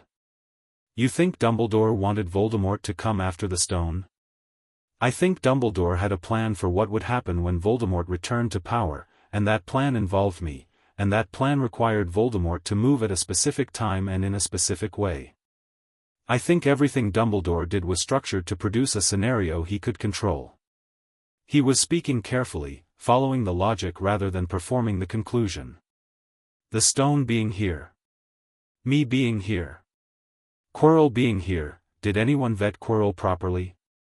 Did anyone check what happened to him over the summer? He went to Albania, Hermione said immediately. It was mentioned at the start of term feast, the teachers were talking about his travels. Albania, Harry said. That's where some people say Voldemort has been, Neville said. Living in the forests. Without a body. Looking for a host. The word host sat in the room with particular weight. Harry stood up. I need to speak to McGonagall. She was in the headmistress's office at 9 in the evening with 3 piles of parchment and what appeared to be an untouched cup of tea gone cold at her elbow. When Harry knocked and she called him in, she looked at him with the expression of a woman who had learned to expect developments from this particular student and was not entirely unprepared for one now. He told her about Quirrell. He told her about Flamel and the stone and the third-floor corridor. He told her about Albania and the turban and the smell. He laid it out the way he'd learned to lay things out this week, in sequence, with evidence, leaving space for her to disagree at any point. She didn't disagree. She listened, and as he spoke something happened in her expression that was not quite alarm, it was beyond alarm, more like the feeling of a person who has been moving carefully across ice and has just heard it crack and is now deciding how quickly to move. When he finished she was quiet for a long moment. The protections in the third-floor corridor, she said carefully. Each department head was asked to contribute a protective layer. I contributed the Transfiguration Challenge. I know what the others are. She paused. They were designed to stop casual theft. They were not designed to stop Voldemort. No, Harry said. They weren't. Dumbledore, she started, then stopped. Then, I need you to understand that when Albus asked us to contribute those protections, we were told they were academic exercises. Tests for students who might stumble through the corridor accidentally. We were not told what was being protected. You knew it was Fluffy's corridor, Harry said. Yes. You knew it was the third floor, the restricted area. Yes. And you didn't ask what Fluffy was guarding. She held his gaze. I trusted him, she said. Not defensively. Just truthfully, with the specific weight of someone for whom that statement had recently become more complicated than it used to be. I will not pretend that was sufficient. I'm not blaming you, Harry said. I'm telling you because Quirrell needs to be addressed, and you're headmistress, and it's your decision to make. She straightened. Yes. It is. She picked up a quill. I will speak to Quirrell tomorrow morning. In my office. With Madame Bones contacted beforehand. She looked at Harry. Is there anything else you want to say about this before I act? Don't go alone, Harry said. She blinked. I mean it, he said. If I'm right about what's in that turban, you should not meet him alone. Bring someone with you who knows defensive magic and won't hesitate. She studied him for a moment. Who would you suggest? Flitwick, Harry said immediately. He was a dueling champion. And he's loyal to the school, not to any particular arrangement. He won't be complicated about it. Something moved in her face. How do you know Flitwick was a dueling champion? He mentioned it in passing on the first day. I kept it. He shrugged slightly. I keep things now. It's useful. She made a note. Very well. She looked at him over her reading glasses. Mr. Potter. Are you sleeping? Not a lot, he said honestly. The memories? Some of them. Also I think a lot at night. He paused. It's not distress exactly. More like, my mind is recalibrating and it needs the quiet to do it. Come to me if the recalibrating produces anything that requires immediate attention, she said. At any hour. He nodded and went to the door. The castle, she said, as he was leaving. He turned. I noticed it too, she said. The doors. The staircases. A pause. In all my years here I've only seen it once before, the castle taking sides. The last time was during the period of Headmaster Dippet, when something deeply wrong was happening in the lower levels. She met his eyes. When Hogwarts starts actively helping, it is usually because someone is doing something right. Harry thought about that all the way back to the tower. Thursday morning arrived with frost on the windows and a feeling in the castle that had the specific quality of held breath. Harry came down to the common room at 6 and found Neville already there, which was becoming a thing they did together in the early mornings, sitting with the fire and the quiet and sometimes talking and sometimes not, in the easy companionship of people who had both spent years being alone in houses where aloneness was a defense rather than a choice. Did you sleep? Neville asked. A little. Harry sat down, pulled his notebook from his pocket. He'd written in it at 2 in the morning when the 49th charm had dissolved and released something he'd needed to sit with. Neville. Your parents. Neville was quiet. This was a subject that got handled carefully in the Longbottom family, Harry knew, the two Aurors who had been tortured into insanity by Bellatrix Lestrange, the heroism of it, the tragedy of it, the way it had been made into something public and held up and made to mean things for people who hadn't suffered it. What about them? Neville said. Were they in the Order of the Phoenix? Yes, Neville said. Some of the best members, Gran says. Did they know Sirius Black? They knew everyone in the Order. His eyes were steady. What are you asking? I'm asking whether the Aurors who investigated Black's arrest, whether they might have had doubts. Whether there might be people who thought at the time that something wasn't right about how quickly it was closed. He looked at Neville. Your parents were Aurors. Your grandmother knew the community. I'm wondering whether anyone, at the time, raised questions. Neville was quiet for a moment. Gran mentioned once, he said carefully, that the arrest had been very fast. She said it in the context of saying that wartime sometimes requires fast decisions, and you can't always know if they're right. He paused. I think that was her way of saying she wasn't sure it was right. Would she talk to Madame Bones? I'll ask her. He looked at Harry with the steady, quietly serious quality that had been there since the first night. Is this connected to your parents? To finding out what actually happened? Everything's connected, Harry said. That's what I keep finding. Nothing happened in isolation. Every piece sits inside a bigger piece. He looked at the fire. My mum said no in that memory. To Voldemort. She chose to die instead of step aside, and that choice did something magical. I don't know the full mechanism yet, that's in the last locked memory, the one Andromeda's working on. But whatever it was, it's the whole foundation. Everything Dumbledore built his plan around was built on top of whatever my mother did. And he didn't tell you, Neville said. He told me nothing. He kept me away from the knowledge of it completely. My own mother's sacrifice, and he kept me from knowing it was mine. He paused. That's the one I can't, that's the one I keep coming back to. Not even the charms themselves. The fact that he took that from me. The fire popped. Outside the frost was turning to thin winter sunlight.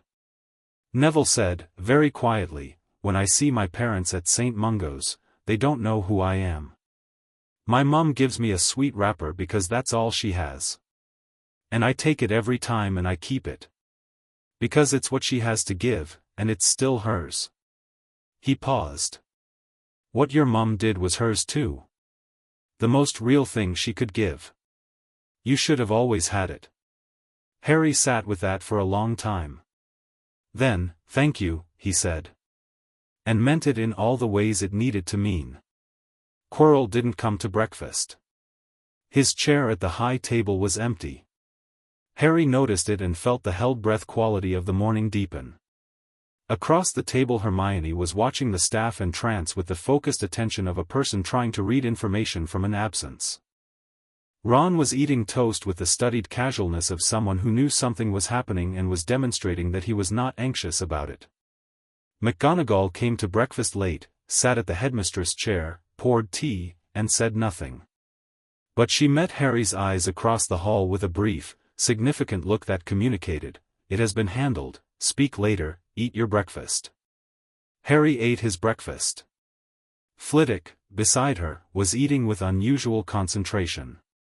After breakfast, heading to History of Magic, which was taught by a ghost named Professor Binns who delivered his lessons in the specific tone of someone who had died mid-lecture and simply continued, which was accurate, Harry took the route past the third-floor corridor.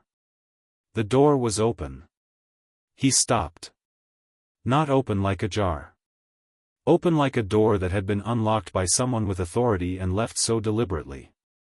Through it, in the distance, came no sound of three heads breathing.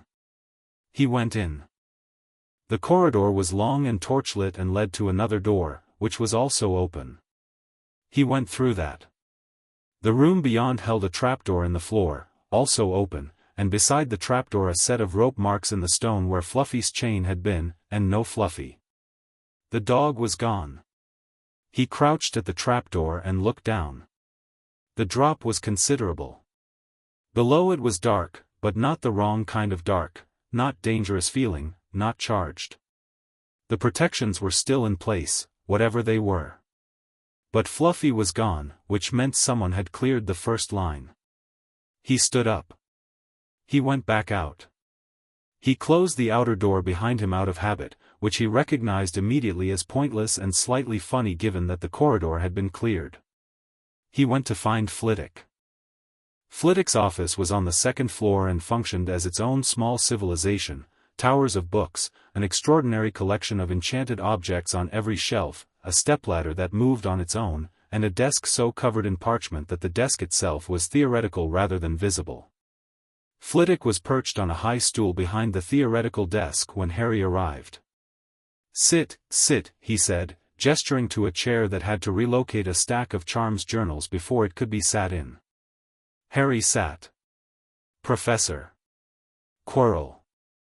Flitwick's expression did not change significantly, which was itself a kind of change. He went very still in the way of small people who have learned to control their physical responses. "Yes," he said. "Is he still in the school?" "He is not." A pause. "He has been removed from the premises, Mr. Potter. I will tell you that much."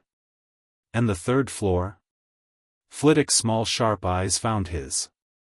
"How long have you known about the stone?" Long enough, Harry said. I have a recovered memory of hearing it discussed when I was 4. Nicholas Flamel. Philosopher's Stone. 3rd floor corridor. Flitwick was quiet for a moment. The headmistress moved quickly this morning. Quirrell, the situation with Quirrell was severe. He chose his words with the careful precision of a man who wanted to be honest without saying more than was appropriate. What was attached to him was far more significant than any of us had anticipated. Madame Bones has been notified. Horrors were involved. He met Harry's eyes. What was living in Quirrell's turban has been dispersed. It is not gone permanently. But it is gone from this school. Voldemort, Harry thought. Dispersed again. Not dead but without a host, which meant without a body, which meant temporarily formless and therefore temporarily less dangerous.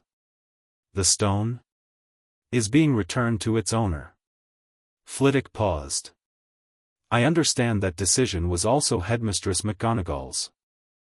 Flamel has been contacted. The stone will leave Hogwarts by end of week. Harry nodded. He thought about the sequence of it. The plan Dumbledore had apparently built where Voldemort would make a play for the stone, Harry would encounter him, some version of confrontation would happen that would be formative, would shape him. The plan had been circumvented not by force but by the simple fact of Harry having spent the last week knowing the right questions and asking them of the right people before the plan could execute itself. Professor, he said. Were you asked to contribute a protection for the corridor? A charms-based obstacle, yes. Flitwick's expression did something small and complicated. I was not informed, at the time, what it was protecting. None of you were? No. He paused. I have since spoken to my colleagues. The consensus is that we were used as components. Our individual expertise employed without full disclosure of the purpose.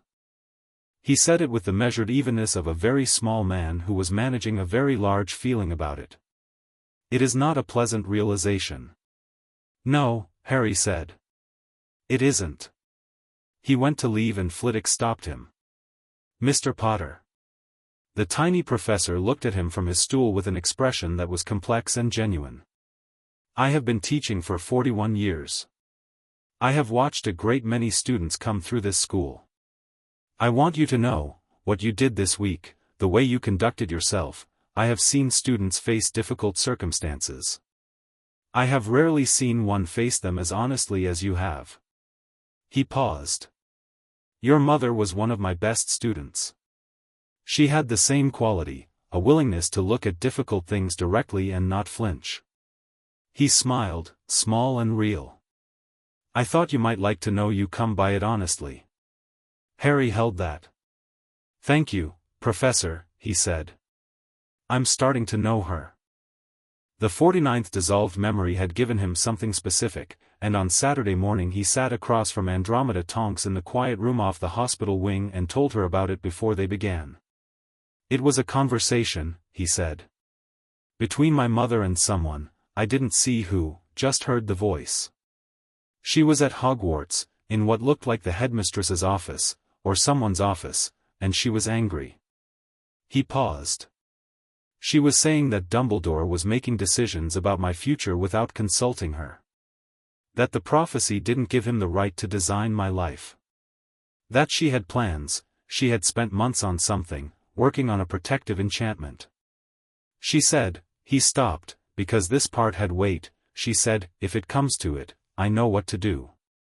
And it will work because it will be my choice. Not yours. Mine. Andromeda was very still. When was this memory from? October 1981, Harry said. 2 weeks before she died. The quiet room was full of thin morning light. Outside, the grounds were covered in the first proper frost of winter, the lake a dark flat mirror. She knew, Andromeda said. She knew what was coming. She had a plan. Yes, Harry said. And Dumbledore didn't design it. She did. Andromeda made a note on her parchment. Her handwriting was small and precise. The memory we're working toward today, the night of November 1st, may confirm this. It may show you what she did. Are you prepared for that? Yes, Harry said. Not performatively. Just, yes. The charm is still intact, but it's degraded significantly since the compact triggered. It may dissolve naturally in the next few days. I can assist it today, carefully, with your consent, with the option to stop at any point. She looked at him. You say the word and we pause. No hesitation, no continuation until you're ready. I understand, Harry said. Let's try. She worked for 40 minutes.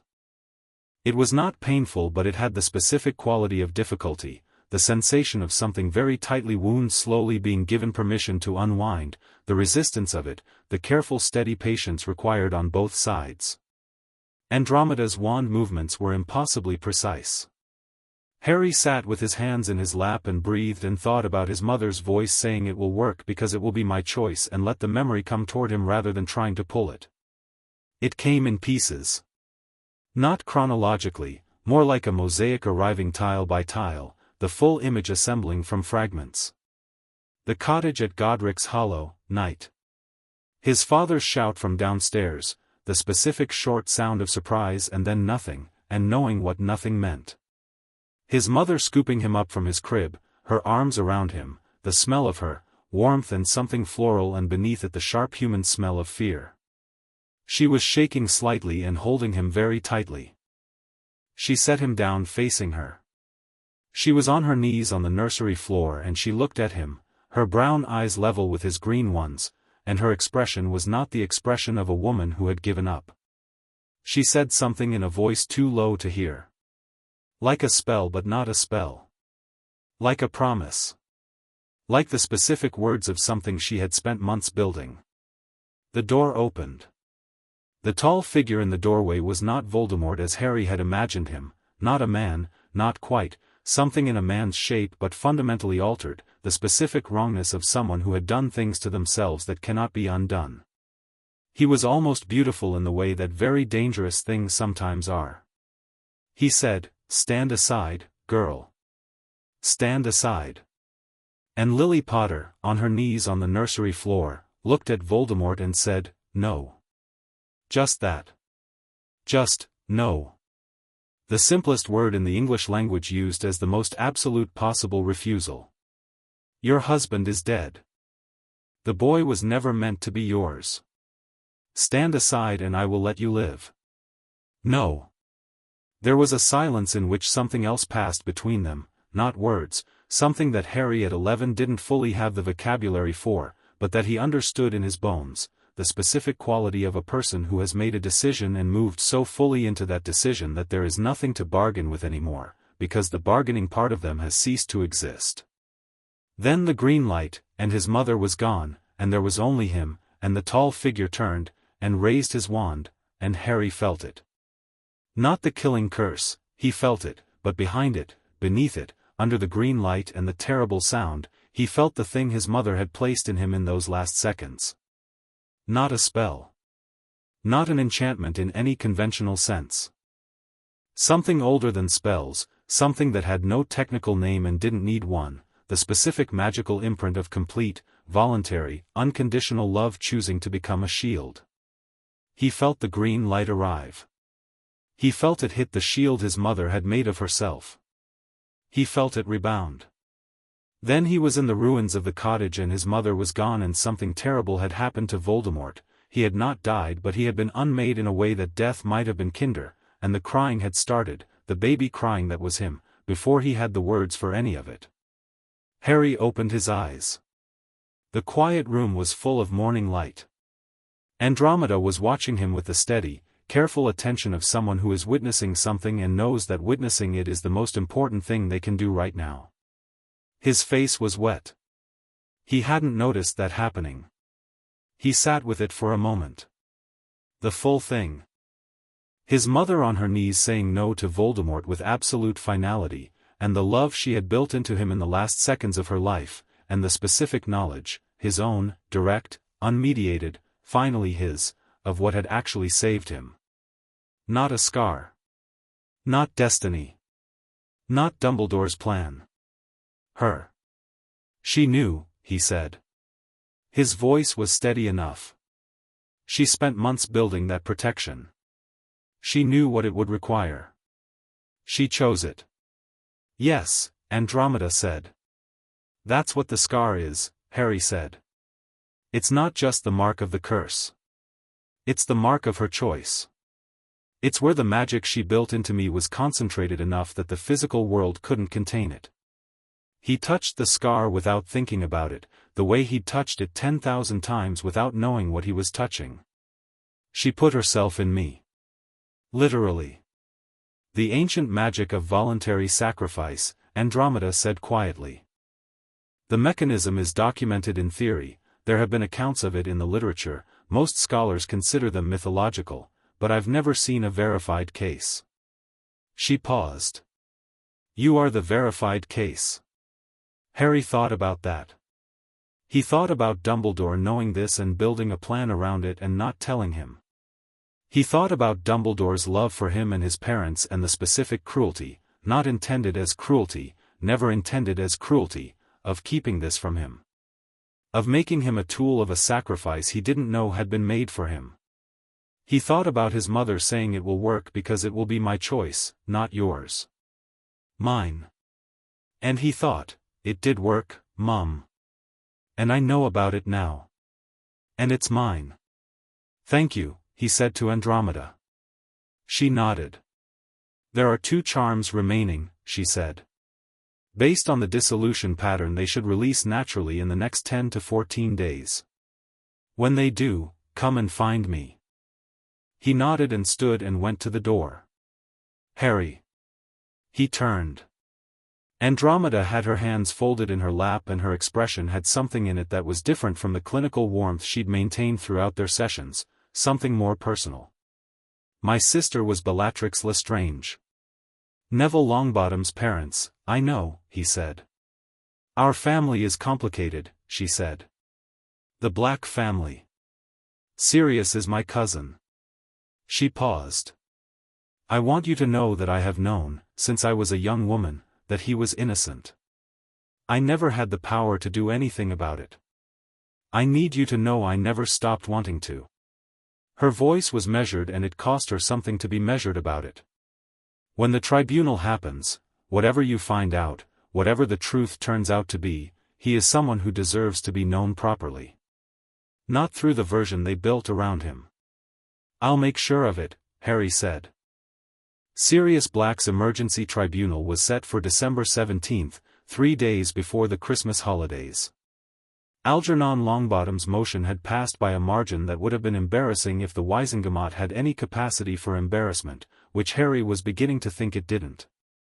The Auror investigation into Pettigrew's survival had produced, in a remarkably short span of time, evidence that Harry found both satisfying and bizarre. Pettigrew was alive, he had been living as a rat, a transformed animagus rat, unregistered, of course, in the Weasley family home for the past 10 years. Ron had taken this news with a silence that lasted approximately 30 seconds and then expressed itself as the most thorough verbal assessment of Peter Pettigrew's character Harry had ever heard, which was impressive given that it came from an 11-year-old. The rat, Scabbers, formerly, was in Ministry custody. Pettigrew himself, transformed back and caught attempting to flee through the garden, was in Ministry holding. He had confessed within 4 hours, which Bones told Harry was not surprising. Men who betray their friends, she said, usually don't have the backbone for silence when caught. Harry had written to Sirius 2 days after the vote. He had held the quill over the parchment for a while, trying to find words for what you write to someone you have never met who was supposed to be your family, who has spent 10 years in the worst prison imaginable for something he didn't do, and who does not yet know that the world has decided to correct itself. He had written, finally, my name is Harry Potter. I'm 11 years old and I'm in your godson's house and I've been told I'm actually your godson. I don't fully understand how that works yet but I'd like to. I know you didn't betray my parents. I know it was Pettigrew. You're getting a tribunal on December 17th and Madam Bones is running it and I'm told she's very good. I thought you should know someone is coming. I've been getting my memories back this month. I have a fragment of you throwing me in the air in a garden. I don't have enough context around it to know where or when, but you're laughing in it and my mother's in the doorway and the light is very bright. I thought you'd want to know I have that. Harry. The reply arrived 3 days later by Ministry Owl, the letter slightly wrinkled in the way of something handled many times before being sent. The handwriting was unsteady in places and very controlled in others, as if someone had made a decision about steadiness and was enforcing it by will. Harry, they told me about the compact. They told me what the hat found and what the Wizengamot did. I have spent 10 years being angry in a way that I could not name because naming it would have meant accepting that Albus did it intentionally and I couldn't. I wasn't ready. I am ready now. The garden was in Godric's Hollow. July 1981. You had just learned to walk 3 days before and you were drunk with the power of it. You kept walking toward the garden edge and I kept catching you. Your mother was in the doorway being pretend annoyed about it. James was trying to get a photograph but kept laughing too much to hold the camera steady. I'm told I'm getting out. I don't know how to have that as a true thing yet but I'm trying. Thank you for coming. Sirius. Harry read it twice, folded it, put it in the notebook with his other notes, and sat for a while in the quiet of the common room with everyone else at dinner and the fire high and warm. He was aware that 91 charms had compressed his life for 11 years into a shape it was never supposed to take, and that the shape it was taking now was still new and strange and sometimes disorienting in the specific way of a person standing in a room that keeps expanding, more doors, more corridors, more people who were always there and are only now visible. He was aware that this was not tidy. It would not be tidy for a long time. He was also aware that in 3 weeks he would meet Sirius Black for the first time and his second time simultaneously, and that this was the particular privilege of having your memories back. The past had texture again, and the future was connected to it. He went to dinner. On Friday the castle did something that had apparently not happened in the living memory of any staff member still teaching. The great hall rearranged itself. Not structurally, the walls stayed where walls are supposed to be, but the 4 house tables shifted, subtly and undeniably, closer together. Not touching, not merged, but measurably closer than they'd been the day before, which Hermione confirmed by measuring with a piece of string she'd brought specifically because she'd suspected it and wanted verification. 7 inches, she announced at breakfast, string in hand. The castle just moved the tables? Ron stared at the nearest wall as if expecting it to do something else. The castle has been doing things all week, Neville said. The staircases, the doors. I think this is a message. About what? Dean Thomas asked from across the table. Neville looked at the 4 tables, the 7-inch reduction in distance. I think it's saying, things can be arranged differently than they have been. Things can be closer than they are. He paused. I might be projecting. No, Harry said. I think that's exactly what it's saying. McGonagall, at the head of the hall, had noticed. She was looking at the adjustment in the tables with an expression that was not surprised exactly, more confirmed. Like someone who had made a hypothesis and was watching it bear out. She caught Harry's eye and gave him the same brief significant look as after the Quirrell situation. I see it. We'll talk. Later, in her office, she told him that Hogwarts had done this once before, in the time of the Founders, when the divisions between the houses had first begun to harden into something that wasn't intended. The castle had moved the tables then too. And the 4 Founders had sat together at those closer tables and had a conversation that had taken 3 days and had produced, among other things, the Founders' Compact itself. Harry sat with that in all its implications. The castle's been watching, he said. Yes, McGonagall said. For 1,000 years, he said. Waiting for someone to give it a reason to move the tables. It appears so, she said. He looked at her. We should use that. The closer tables. Make it a real thing rather than a symbol. Mixed seating, maybe, not forced, but encouraged. House rivalry is fine, house division is something else. She looked at him for a moment. You've been here 6 weeks. Yes. And you want to redesign house culture. The castle wants to redesign house culture, he said. I'm just suggesting we follow its lead. She was quiet for a moment. Then she picked up her quill. I'll draft a proposal, she said. For after Christmas. The night before the tribunal, Harry couldn't sleep. He was up at 2, then 3, then sitting at the desk in the dormitory with his notebook open and the others breathing softly around him in the dark. He wasn't anxious exactly. He was too busy to be anxious. He was turning over the full shape of the thing, not just the tribunal but everything that had preceded it, the complete architecture of the month, the way one thing had genuinely led to another, the hat to the compact to Bones to Dumbledore's charges to Pettigrew to Sirius to here. He wrote in the notebook, what happens after. Then, under it, he wrote a list. Sirius's acquittal and release. Dumbledore's trial, still months away, the criminal proceedings moving at the deliberate pace of serious law. The stone, gone back to Flamel. Quirrell, gone from the school, Voldemort dispersed but not destroyed, which meant eventually returning, which meant eventually a real confrontation rather than the one Dumbledore had staged. The remaining 2 locked memories, still dissolving, still coming. He wrote, Voldemort will come back. Then, and when he does, I'll be ready. Not Dumbledore's version of ready. Mine. He looked at that for a while. He thought about what his version of ready looked like. He was 6 weeks into magical education and had apparently always had a natural aptitude that the suppression had been blunting for 9 years, which meant he was operating at something like a quarter of his actual capacity. He had friends, real ones, the kind that stay up with you and measure table distances with string and write letters to retired Wizengamot members on your behalf and hand you sandwiches when you come back from life-altering legal proceedings. He had adults he could trust, a small list, carefully maintained, but real. He had his mother's sacrifice inside him like a foundation. He had his father's laugh in a recovered memory.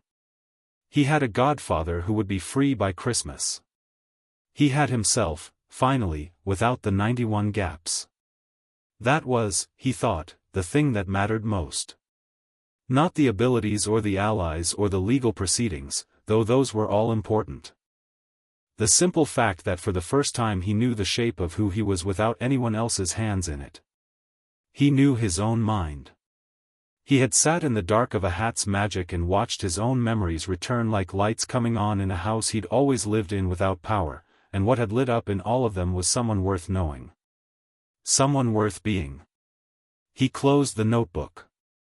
The dormitory was quiet and warm.